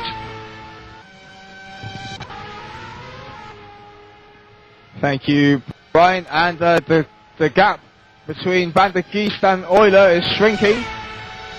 It's now 1.5 seconds, or just under, as they complete lap 41 of this race. So we need to keep an eye on that one. De Matos a couple of seconds further back. Wow, De Matos, like guys, he's really kept up with these guys on the longer stints. He's really pulling out the stuff now. Wow, this is interesting, Michael and Timon. Dimitri, he's really got pace now. Look, he's Euler still in his sights. Less than 2 seconds. Yeah, definitely, Brian. If Dimitri can keep this up, and he's still on his two-stopper, then he's doing a great job. And for us, this is even greater because we will see a battle in the end for the leads, for the win, for the victory. So that's awesome. That's what we want to see. So go, Dimitri. Go get them. But do you think he's dropped down to the same kind of stints with these guys, like you were mentioning? He was on 2. Has he dropped down to a 3? Because his pace is kind of on equal par with these guys at the moment. Van der Geest in the pits. Oh! Van der Geest in the pits, but I'm concerned he might cut the pit lane speed limiter line. We'll find out. And he's in the pits. Ouch. He's on his marks. Fuel's going in. 8 seconds at pit stop. Let's find out, see if he's got any kind of penalty. We'll find out as soon as he crosses the exit line. And yes, he does. John Van der Geest has been given a drive-through penalty by the game itself for speeding in the pits. Van der Geest my in goodness! trouble. You called it, Michael. Well spotted, Michael. You called it, mate. Oh dear me. This is gonna blow the Spanish Grand Prix wide open here, that's for sure. And John Van der Geest has thrown, well, I wouldn't say asserted, but very much a challenge for the win down the drain here at Barcelona. Oh, definitely. I think he's going to get third now, Michael, because Columbus is 30 seconds behind him, so no danger there really. But wow, well spotted, Michael. Good call by you there, mate. Look at De Matos, still got Euler in his sights. The gap is only 1 point. Let's find out as he crosses the start finish line. 1.7 seconds as well.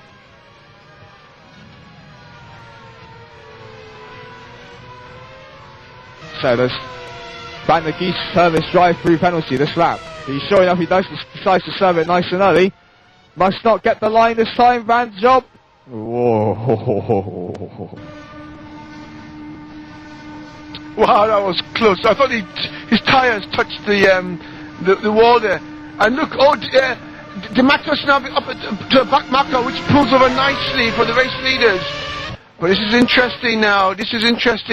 I remember the last race, guys. If you remember, Euler had a scratch in our heads, and he won. De Matos making me scratch my head, to say the least, because he's pacing the first stint.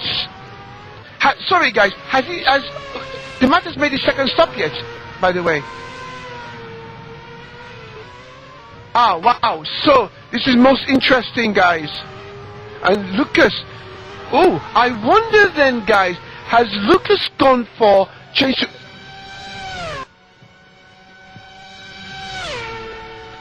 Sorry.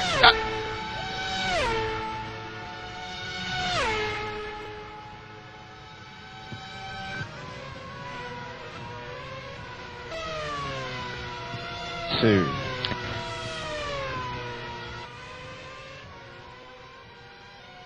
Okay, folks. Euler has made 2 stops. He's still got 1 more to do. The Matters has got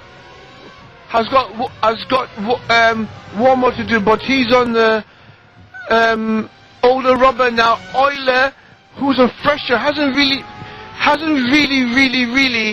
pushed a bigger gap over the Matters, guys. Yeah.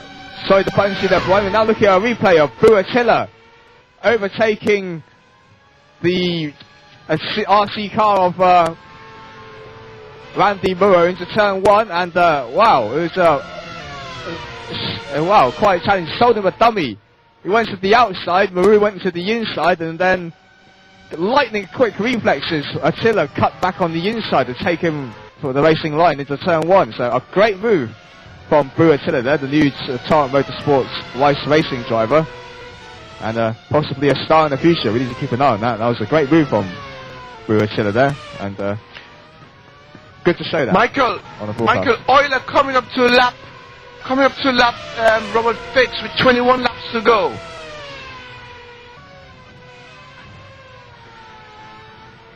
Wow, yeah, and Fakes moves out the way nicely. In fact, too nicely. Well, he cost himself a lot of time there. Rob being far too generous than letting traffic through there. I wouldn't have been so generous. But then again, that's probably why I'm a commentator. Oh! And Fakes has gone off the track, he's back on there. Anyway, Timon. Yeah, Michael, I think Dimitri Namados is doing an awesome job. Very, very, very good, because he's on a 2-stopper. He's right into the pit window now of doing his last pit stop, and all he has to do is take fuel for his last stint, and it's still fully synchronized with a 2-stopper. At the moment there are 21 laps to go, and that's more than 2/4 of the race passed. So he's doing great on this 2-stopper. Thank you, Michael. He's in the pits now. So at the end of lap 45, in the pits comes Dimitri Dematos. Now Euler's going to push. Yeah, Brian, Lucas Euler has about 6 laps, around 6 laps, to create a gap to Dimitri Dematos to stay in front of his pit stop. Also, Dimitri Dematos has to take more fuel right now, so Lucas Euler has all the advantage at the win home, because he has to take less fuel during his pit stop. Well, this is the moment, folks, I reckon, for the race win here between Euler and Dematos. After the first sector, after sector 2, he's pulled out a 23-second gap already on Dematos. Wow, what's it going to be? An increase over the start-finish straight. This could be it, Michael. This is probably where Euler is going to make his bid for gold now. Let's see. Yeah, Euler is going through again. So, 23 seconds is the gap as Brian called it in sector 2. What will it be at the start-finish straight? So, Euler's gone through. Still 23, Michael. Of course, silly me.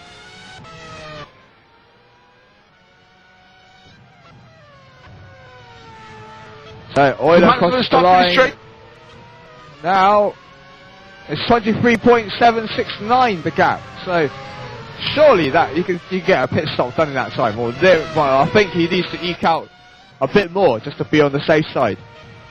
Definitely, and as Timon said before he had technical difficulties, DDM is now on a much heavier fuel load compared to Euler. So this is where Euler really has to put pedal to the metal, Mike, and really eke out that gap even further to come out and be in the lead from Dematos, because he'll be on fresher rubber as well, but a heavier fuel load.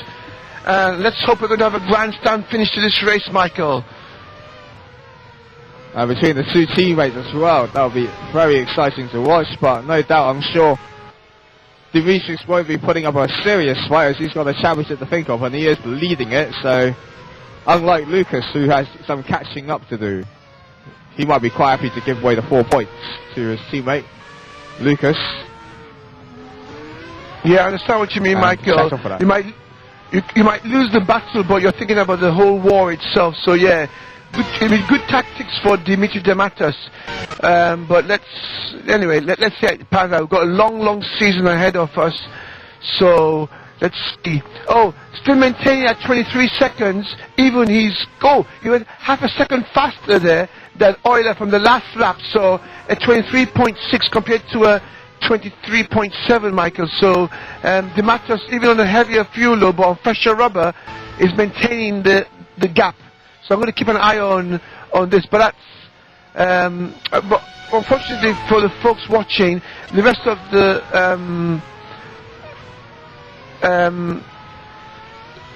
there's so much gap between everybody right now. Only the top 4 on the same lap. So wow, they've left everybody up to 5th place, Michael. Yeah, certainly a very impressive performance on the top 4 today. Oh, well, the top 3 actually. Columbus has sort of been in the best of the rest today, I have to say. And Euler still leads. What's he got in the tank, I wonder? Yeah, Columbus has been very quiet, but he's maintained steady Eddie, as we call it, people like him. That 4th place, he hasn't shirked from it, and he's been very steady with that. Ben Phillips behind him. So I think these guys are still going to make at least one more pit stop, Michael, because Ben Phillips has really gone up the order here. 17 to go, Michael.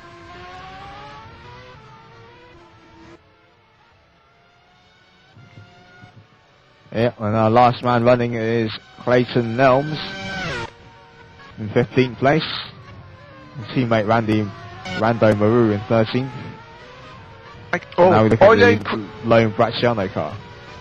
Euler increased the gap there, 23.9 now, Michael, from he pulled out 7/10. Wow, in just one lap there between him and Dematos.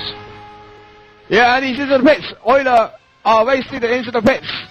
This is going to be the crucial moment in this race. On the pit lane speed limiter very early. Rather be safe than sorry, as John Vanderkee's found out. And into his box. Jacks are up. Fuel's going in. Tyres are changing. Jacks are down. Away he goes. Okay. 7 seconds stop. Approaching the last corner now. Dematos, he's down the pit straight now. He's got Wayne White behind him. We look at Dematos. I've got one eye on the pit exit and one eye down the pit straight if I can. And Euler's done it comfortably. So it's going to have to be done on the track now if Dematos wants to win this Spanish Grand Prix. Oh, we've got a crash! We've got a crash at turn 3. It's Robert Bates! Robert Bates has crashed! Robert Bates in 9th place! 9th place! Oh, Robert Bates has gone off the track. He's in the gravel at turn 1. He's down to 10th now. Sorry. And, he's hit his... He's suspension failure, mate. Suspension failure for your mate there. Unfortunate, Robert. Bad show, mate. Second DNF in a row for Robert Bates there, although his engine failed in Bahrain. Okay, I'm back to the battle. 2.2 seconds between Lucas Euler and DDM. Can Euler make it 2 race victories in a row? That'd be his best ever start to an FSR season, Michael. Right, he's certainly got everything pointing towards him. They can do it.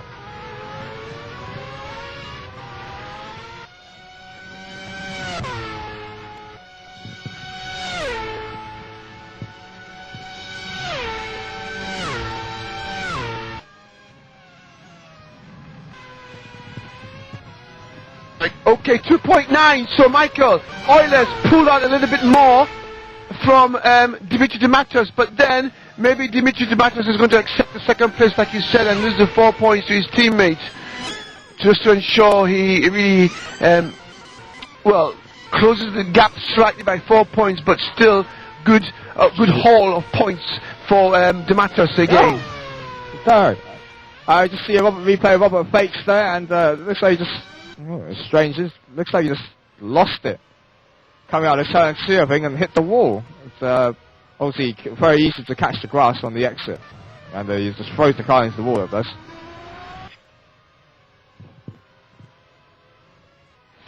Michael, 3.9 there after sector 2. 3.7 now, so he's still increasing the gap. Euler putting the pedal to the metal now. But maybe, like you said, maybe DTM is going to accept this. So, well, it's good strategy on his part anyway. Right, going to give you the rundown now, folks, once again. Lucas Euler leading by 4 seconds now to DDM. Job Vandigis in 3rd place, 19 seconds behind Euler. In 4th place, having a quiet race but going to score heavily, is Mendukas Columbus. Peter Ebert in 5th place. Ben Phillips, 6th place. Rasmus Tally, Michael, who started from the pit lane, as we know, up into 9th. Oh, wow! Tally just dropped down. Maybe he's into the pit. Oh, Rasmus Tally is engine failure. No! Oh, yeah, you can see on your screens now, gosh. guys. And Rasmus Tally no! out of the race with an engine failure. And Buatilla was retired from this race as well. You know what, Michael? I was just about to say we've had no brake failures or engine failures so far. I'm glad you didn't say anything about that, Michael. As we come to the end game now of the 14 laps to go. Oh, Rasmus, I feel for you, dudes. Commiserations there, man. Yeah, I was about to give you a big dude from the pit lane and coming in 7th place there, but wow, sorry about that. Anyway,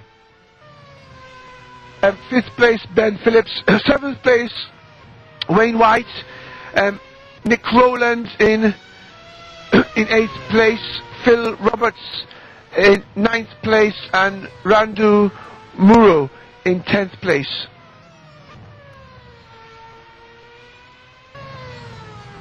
In 11th is Sami Slakovic.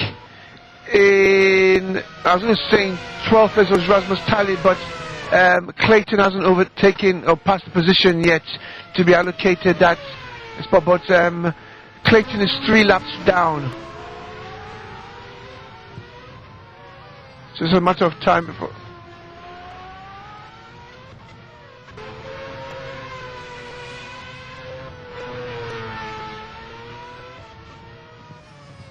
Okay, and Lucas Euler now 4.7 seconds.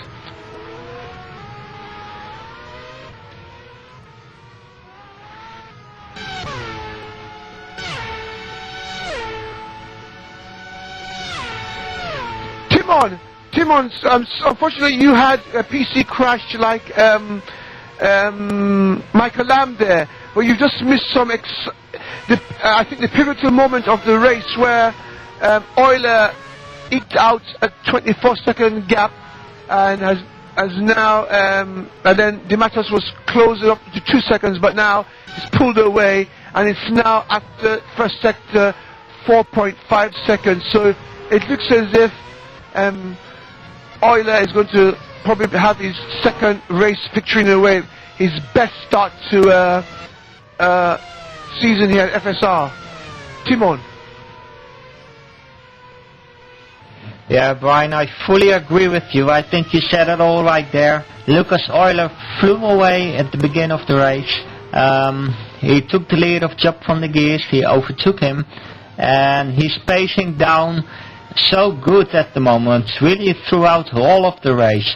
The only challenge to him was when Dimitri in the second stint started to push like a crazy man on a two-stopper. I think also Dimitri did a great job. He really closed the gap to Lucas Euler by doing one stop less and by keeping his great pace up and on a two-stopper. But overall, Lucas Euler is the man. He is faster than anyone out on this track. And right now he's just steaming on. He's just rolling on. He's putting the floor to the pedal to the metal. He's just flying to his victory, and yeah, I think he fully deserves it because he has been the fastest throughout this race, and he took the challenge of a 3-stopper. And how did it work out for him? Wow. Yeah, I think it's a great win for him. It must be really special. I hope we hear from him after the race. Back to you, Brian. Yeah, I'd really like to have him back in the booth again. Gap is now 5.5 seconds now. And it looks like we're going to have almost like a procession now, Michael, for the remaining 11 laps. I always prefer to have a nice exciting one. Job van der Geest in 3rd place, holding station there. Wow, will he be kicking himself for that pit lane entrance there, Michael? Because he'd have definitely been in the mix here with these guys, maybe even battling for 1st or even 2nd place. Michael, back to you. Well, it's definitely, Brian. If you look at the times, he's about 22 seconds behind Lucas Euler. Taken into account, he had the drive-through penalty. That if you take all that out, he would have been, well, in the mix for sure, and probably would have been a touch and go if he came out behind or in front of whether Dimasos would have came out behind or in front of him. But at least then he would have been in the shout for contesting for 2nd place and not a rather lonely 3rd, which ended up to be today here. Oh, Michael, look! Columbus into the pits! Is this for a last-minute splash and dash? Wow! Peter Everett behind him. He's going to be closing in on him now. I think he's it's going to come behind, though. Yeah, he's going to... Sorry, I beg your pardon, folks. He's actually a long way behind him, so looks like Columbus is going to keep his 4th place. But it's very late in the day, Michael and Timon, for someone to be coming in on this... Wow. Maybe this went for a very short...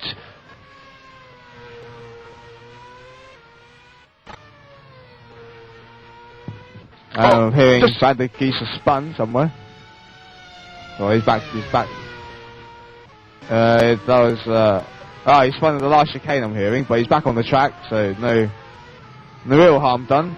As Columbus is quite a bit behind Van der Geest anyway. Wow, and Michael and Timon, alert guys, Dimitri Dematos has closed the gap. It's now 3.7. I wonder if Euler is turning down the wick now on his boost and just trying to cruise home now, or trying to bait Dimitri Dematos to go faster, maybe make a mistake, I don't know. But the gap has definitely closed, guys. 3.8. Yeah, Brian, this is exactly what you want. I really hope Dimitri can catch up just for the show for us. Well, anyway, we all remember Melbourne when Lucas Euler just blew up his engine with 2 laps to go. So he's leading again. He dominated all the race. So what is going on in his mind at the moment? Does he think he has to down-tune the engine to keep it safe? But also Dimitri is in his back, as you say, Brian, and he's pushing very hard for the win. And we saw earlier in this race there are really no team orders in this S Racing Pro team. So I really hope we have something exciting at the moment. Back to you, Michael.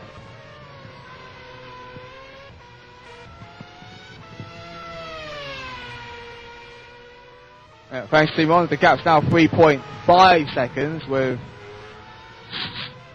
8 laps to go here at Barcelona, so we're hoping for a grandstand finish, but knowing Tom Ely, Ash Racing boss, has probably told them both to turn the wick down and settle for the 1-2 finish, which is looking certain here at Barcelona, barring any mechanical failures or driver faults.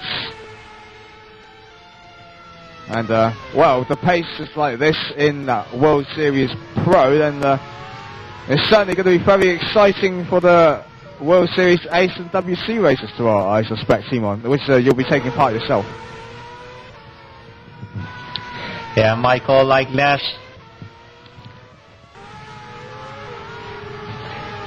To Michael again. Oh, Michael! P5! Yeah, right behind! Yeah, Ben Phillips is challenging Peter Herbert.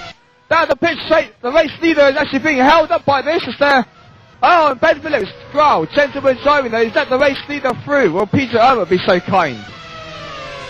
Going through turn 3 now. That's the worst possible corner. You want to be stuck behind the back marker. And this is costing Euler time. Herbert still not letting Euler through. We'll be getting the blue flags by now. And he's still racing through. Oh. Oh. Well, I think Peter Herbert's going to pay for that, Brian. I've just been informed by the game. Peter Herbert's been given a drive-through penalty for ignoring blue flags. Wow, wow, wow, wow, wow. I was wondering myself, Michael, when you said getting the blue flags, he must have been getting it at turn 1, and he didn't yield to around about turn, was it 9, I think? So, if the game has given him a blue flag, well, he's only got himself to blame. So let's see. He's got 3 laps to come in, I believe. See, he stays out.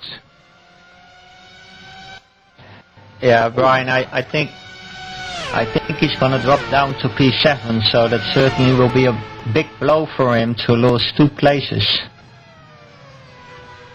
Wow, you should have. Wow. I always make it a habit of always checking who's coming behind me, you know, and just, you know, anyway, let's leave that. I'm going to leave that. The game has already done what it has to do. I'll leave it like that, guys. Okay, 2.9 seconds now. Dimitri de Matos and Euler. So, looks like they're winding down. But it's very nice to see, guys, that no one's had any brake failures. So, hopefully they've gone and done some extensive testing and simulated the race distance and done the actual brakes if they will last the race. But Rasmus Tal, the only one with the engine failure, well, I'm sure Rasmus has got the experience of doing a race distance with the engine and seeing he's going to last and turn it down. But he must be very, very dejected right now, guys. To have had another engine failure like he had in Malaysia when I think he was fighting for a podium or even first or second place. I can't remember now, guys. I don't know if anyone can remember, but he had an engine failure there as well. So, wow. Rasmus, hopefully you get this engine problem sorted out, mate. Back over to you, Michael. It's correct. You find those in China, actually, not Malaysia. That Rasmus Tally had his engine failure. Of course, I beg your pardon. He was gunning for a fight, as you say. He's almost in a shout for the win at one point, but a podium spot would have been on the cards for him. But yes, he did have an engine failure there. And no doubt he'll be scratching his head, and Precision Motorsports will be looking into that one. And interesting to see Herbert is still going, so it might well be a driver. I get the feeling it might be a driver inflicted failure. He might have been pushing the boost too much again in this race. He did start from the back of the pit lane, don't forget, so you need to be on quite a charge to get up through the field. Absolutely, Michael. Thanks. That's a good observation. Good call there, man. 5 to go now, folks. 5 laps to go.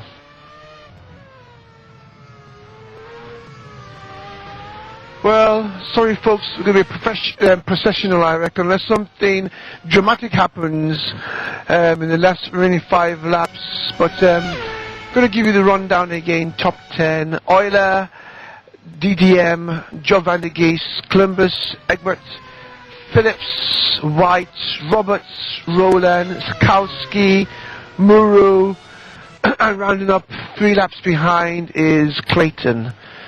So that's looking as if that's going to be the order for the remaining laps. But let's see what pans out. Yeah. Interesting to see Peter Herbert has yet to serve his driving penalties. If he's not careful, the game is going to give him a black flag and disqualify him from the race.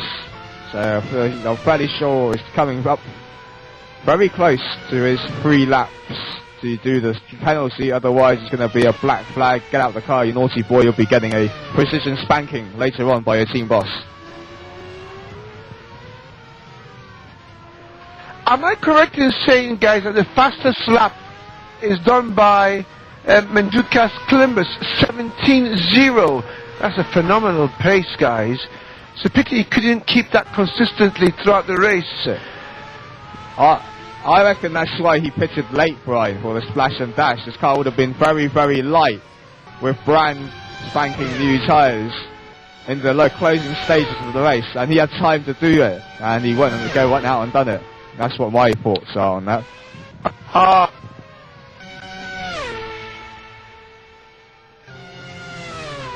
Rando Maru, has overshot his pit box slightly. Had to reverse back up, like Robert Bates did, and either way. 14.4 seconds stop, and he's stopped. Oh, and he's retired. Oh, that's an interesting one. Brake Failure. Wow. Well, Brian, you jinxed it. Well, Michael, don't want to really be too critical of people, but many years ago, I think it was Wayne back in the old days, helped me understand about making sure you accelerate the car, the time and the fuel and everything, and that way you get a good impression of how, if your car will run the race distance on the brakes and the engine. It's an old thing, quite simple to do, so I don't understand why these guys haven't done things like that to test the engine and things like that, so well, I don't want to get too critical on anyone here. Anyway, guys, closing laps now, Michael. P5! Fifth place! Peter Urban! His engine has gone bang! Here in the heat! It's certainly Latino heat for Peter Urban right now in the back of his car, and, well, he'll be wanting to jump out of that car ASAP. Is in a ball of flame right now, and make spectacular viewing here, and certainly a precision barbecue in the back of that car right now. Wow, Michael, that's what I was mentioning about these stressing the engine out and things like that. They've really got to do their homework, really, guys. It's you know. It's significant to see, Brian. It's the only two cars that had engine failures so far is the two Precision Motorsports cars as well. So, certainly seems like they're running similar radiator ducts or settings. Yes, quite possible. But Michael, look, De Matos is now right behind Euler, but I think this is the penultimate lap now, Michael. We're coming to the last lap now, Michael. So, over to you, mate. Let's take us to the last lap.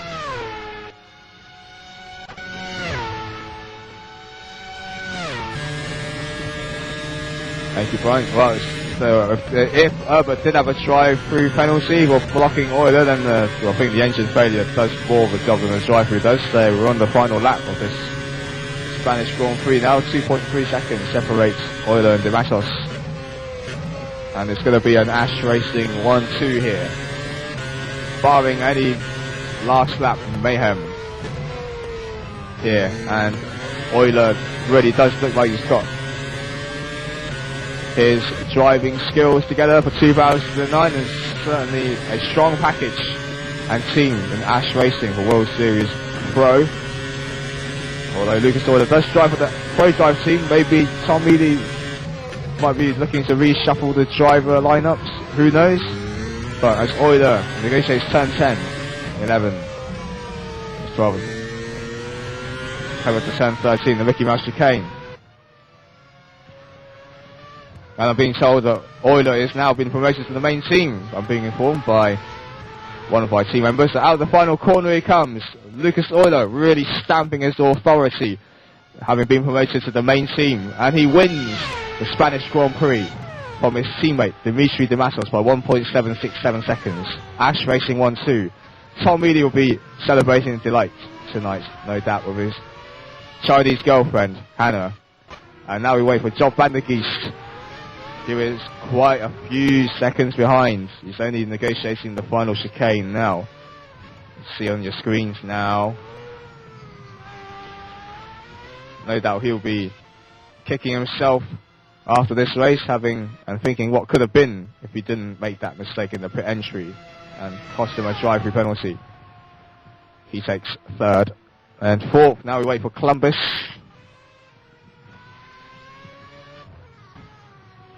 It's been a very quiet drive from Mindergaus Columbus today, guys, but credit is due where it's due, and has been a very, very solid driver, and he's even got the fastest lap of the race. So, and I believe, and the highest finishing TMO car as well.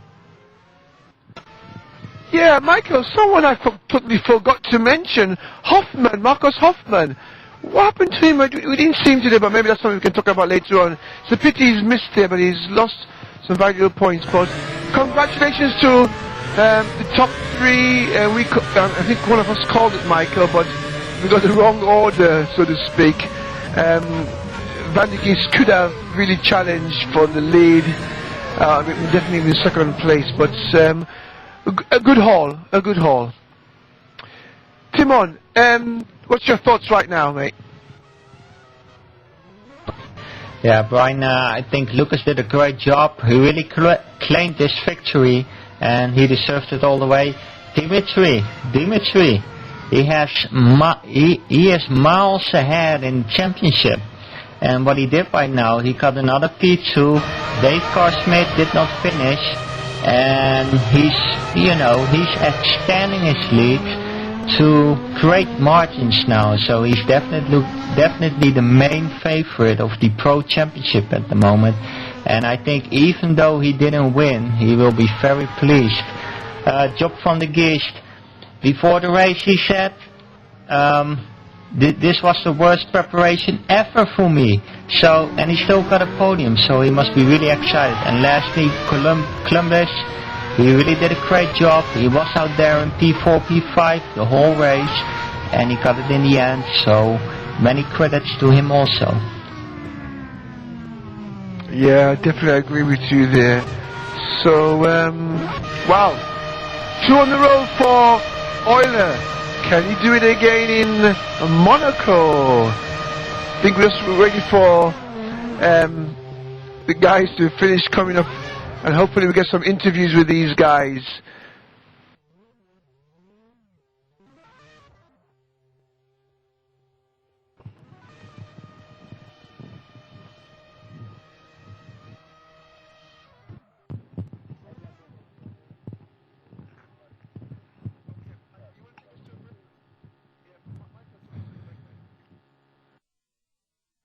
Okay, so after a rather calm but spaced out, eventful Spanish Grand Prix, we're going to take a short break here. When we return, we're going to have some post-race analysis and hopefully some driver interviews.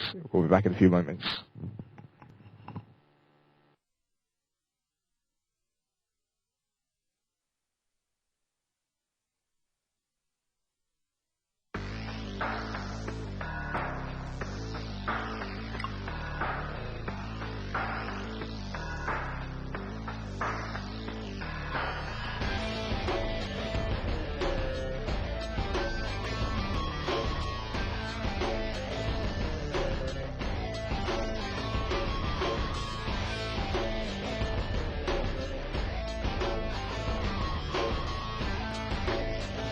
Yeah.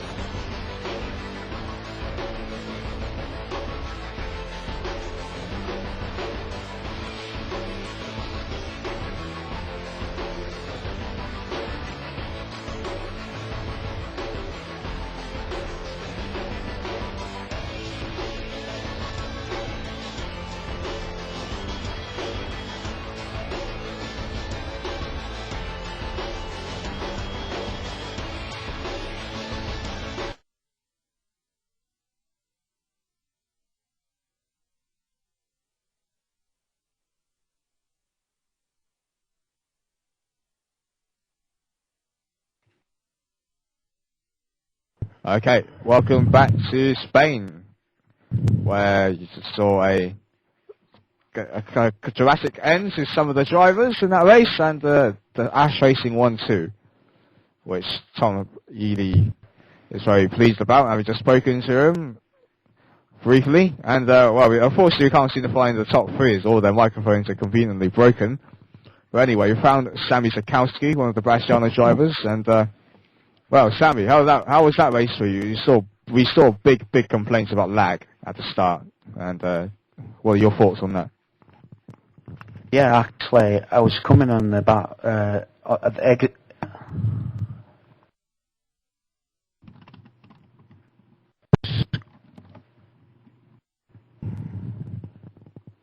I was coming at the exit on the turn 5, where I couldn't see the cars in front of me spun. And I couldn't avoid that, actually, so I've made a contact, and I had to change the strategy, and everything got crashed, so, but finally I got to the end of it.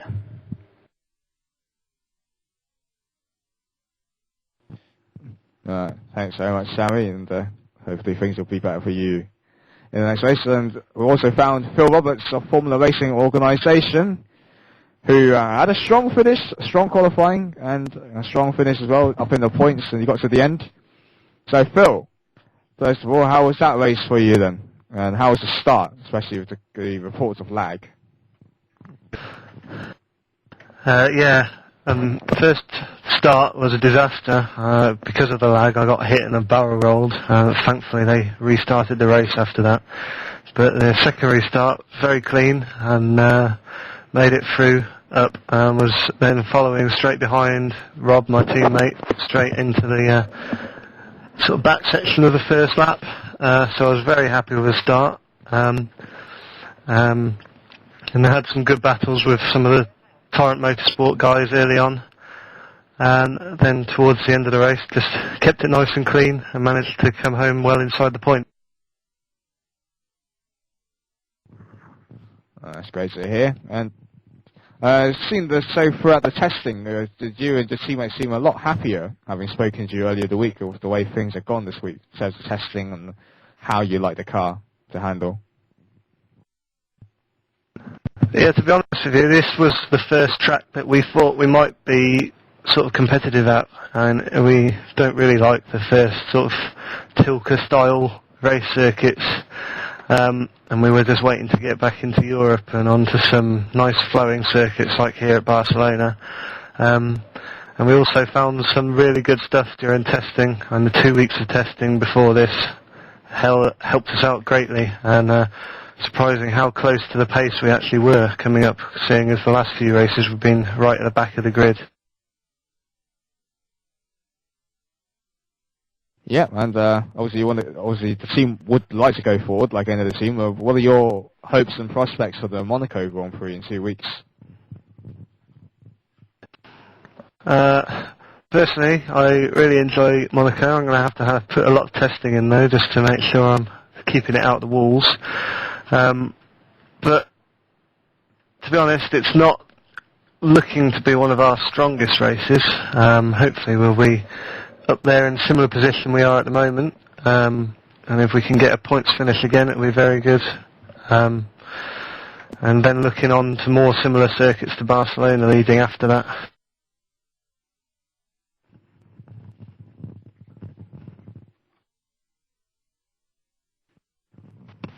Yeah, hi Phil, Brian here.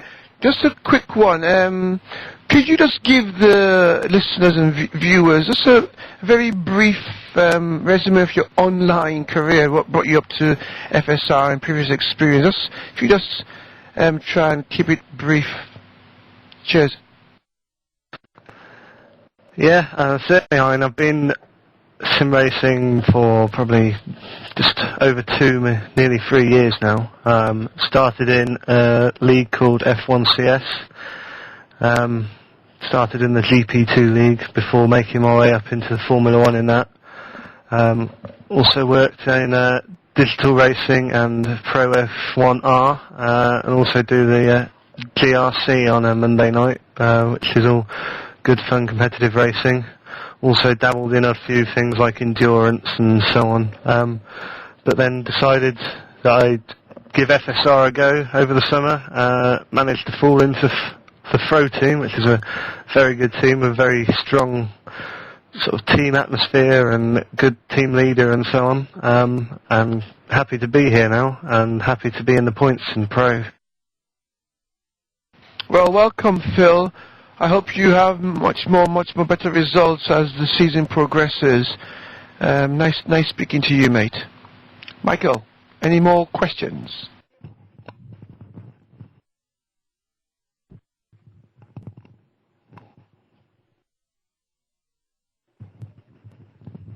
Okay, thanks so much for joining us up here in the booth, Phil, and I expect you'll be in your PSR TV overalls tomorrow helping out with the World Championship UK2.net broadcast.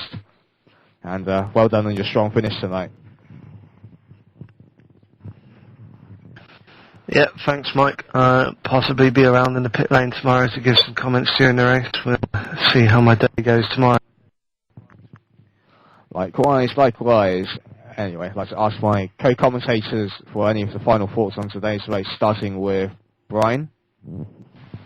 Yeah, just to mention our sponsors, of course, PSR2 who are bringing this coverage, FSR, of course, Natural Point, Track, and UK2.net. Our sponsors, a big shout out to you guys. Thank you very much. Thank you, Michael. As always, a pleasure to be with you. KJL, thanks for the actual broadcast, the cameraman. We don't get to hear, but he's in the background now. Without him, this couldn't be possible. Timon, very insightful and decisive commentating and insight and knowledge of the cars and the mod and everything. So it's always smashing to be with you guys. Next race I won't be with you, Michael, so I'm going to miss Monaco. I'll see you hopefully back in Turkey. But as always, it's a pleasure to be with you guys. Absolutely, and there certainly was a smashing race for Dave Castro tonight, literally into the wall. And Timon, how about your final thoughts on today's race? Yeah, Michael, thanks very much. As usual, I think you three guys rock a lot. First, of course, KJL, you know, doing all the work in the background there on all the races. So many thanks to him. Without him, this all wouldn't be possible. Michael, of course, the lead commentator. In my opinion, the best commentator around. Many thanks to him, and also Brian, who always, every race has an orgasm, and I think it just rocks. He's one of my most popular favorite commentators out there. Well, anyway, while you guys had your interview with Phil and Sammy, I've been trying to calculate the top 8 current standings of Pro, and I first tell you all I suck at math, so forgive me for that, please, if I have it wrong. But right now I have Dimitri in the lead with 113 points. Second is Lucas Euler with 83 points. So Dimitri got a 40 points lead over Lucas Euler. Also, Lucas Euler took the second place in the championship over Dave Carr-Smith. Dave Carr-Smith moved down into third place with 58 points, so it's a really big blow for him. He told me on MSM he's going to aim for wins, and he really has to, because Dimitri, got a great lead over him, almost, more than 55 points. Dimitri got a 55 points lead over P3, so Ash Racing is doing really well. I will run down the last 5 positions really quick. In 4th we got Marcus with 50 points, who didn't race this race. In 5th we got Wayne White with 43 points. In 6th we got Robert Fakes with 34 points, who did not finish this race. In 7th we got Ben Phillips, who got 13 points this race, and Ansel with 34 points in P7. And in 8th we got Columbus with a great race today, getting home 15 points and ending up there with 31 points. So it's a great job to all these guys and all finishers. Many congrats to them, and thank you for the show today. Thank you.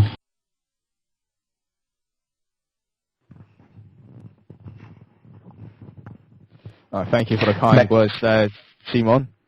And thank you to Brian John for joining me once again. Unfortunately, he'll be missing from the Monaco Grand Prix broadcast, which will be in 2 weeks' time. But no doubt Brian will be back for the next Grand Prix. But hopefully Simon will be with me as always for the Monaco Grand Prix. And before we close this off, more motorsport coming up on PSR TV. And quite a busy weekend ahead of us. Tomorrow morning, nice and early, at 10 a.m. GMT time, we've got World Series Advanced with Marco van den Bronk and Dale Carrick in the booth. No doubt that'll be a fascinating and exciting broadcast to watch. And then in the afternoon at 3 p.m. GMT, we've got the World Series Ace Spanish Grand Prix with Nick Rowland and Dennis Hill being the commentators. Then in the World Championship, I will be in the booth with Jack Nichols, and Phil Roberts should be down in the pit lane. The big one, as always, the UK2.net World Championship. But also running at pretty much the same time as the World Championship race, the Indianapolis 500 by Racer will be starting at 6 p.m. British Summer Time, which is the GMT +1, so that's 5 p.m. GMT, I believe, 1 o'clock Eastern Time for the US residents. And Paul Messer and Gonzo Beatty will be in the commentary box for that one, and no doubt that will be exciting to watch, the 3rd annual Cindy 500. And then also on Monday will be the Gentleman Racing Club for the Ultranet Networks Division 1 Season 6 Championship, Round 8 from Rockingham in England. And then a little bit later on will be the Opinion Nation at 10 p.m. Eastern Time, where sim racing matters will be discussed live on air on PSR TV and PSR Radio. But we hope you've enjoyed the coverage here tonight of this World Series Pro Spanish Grand Prix here on PSR TV. But from me, Michael Lamb, Brian Labaday, and Simon Bollier, and Stel Nielsen, it's a very good night.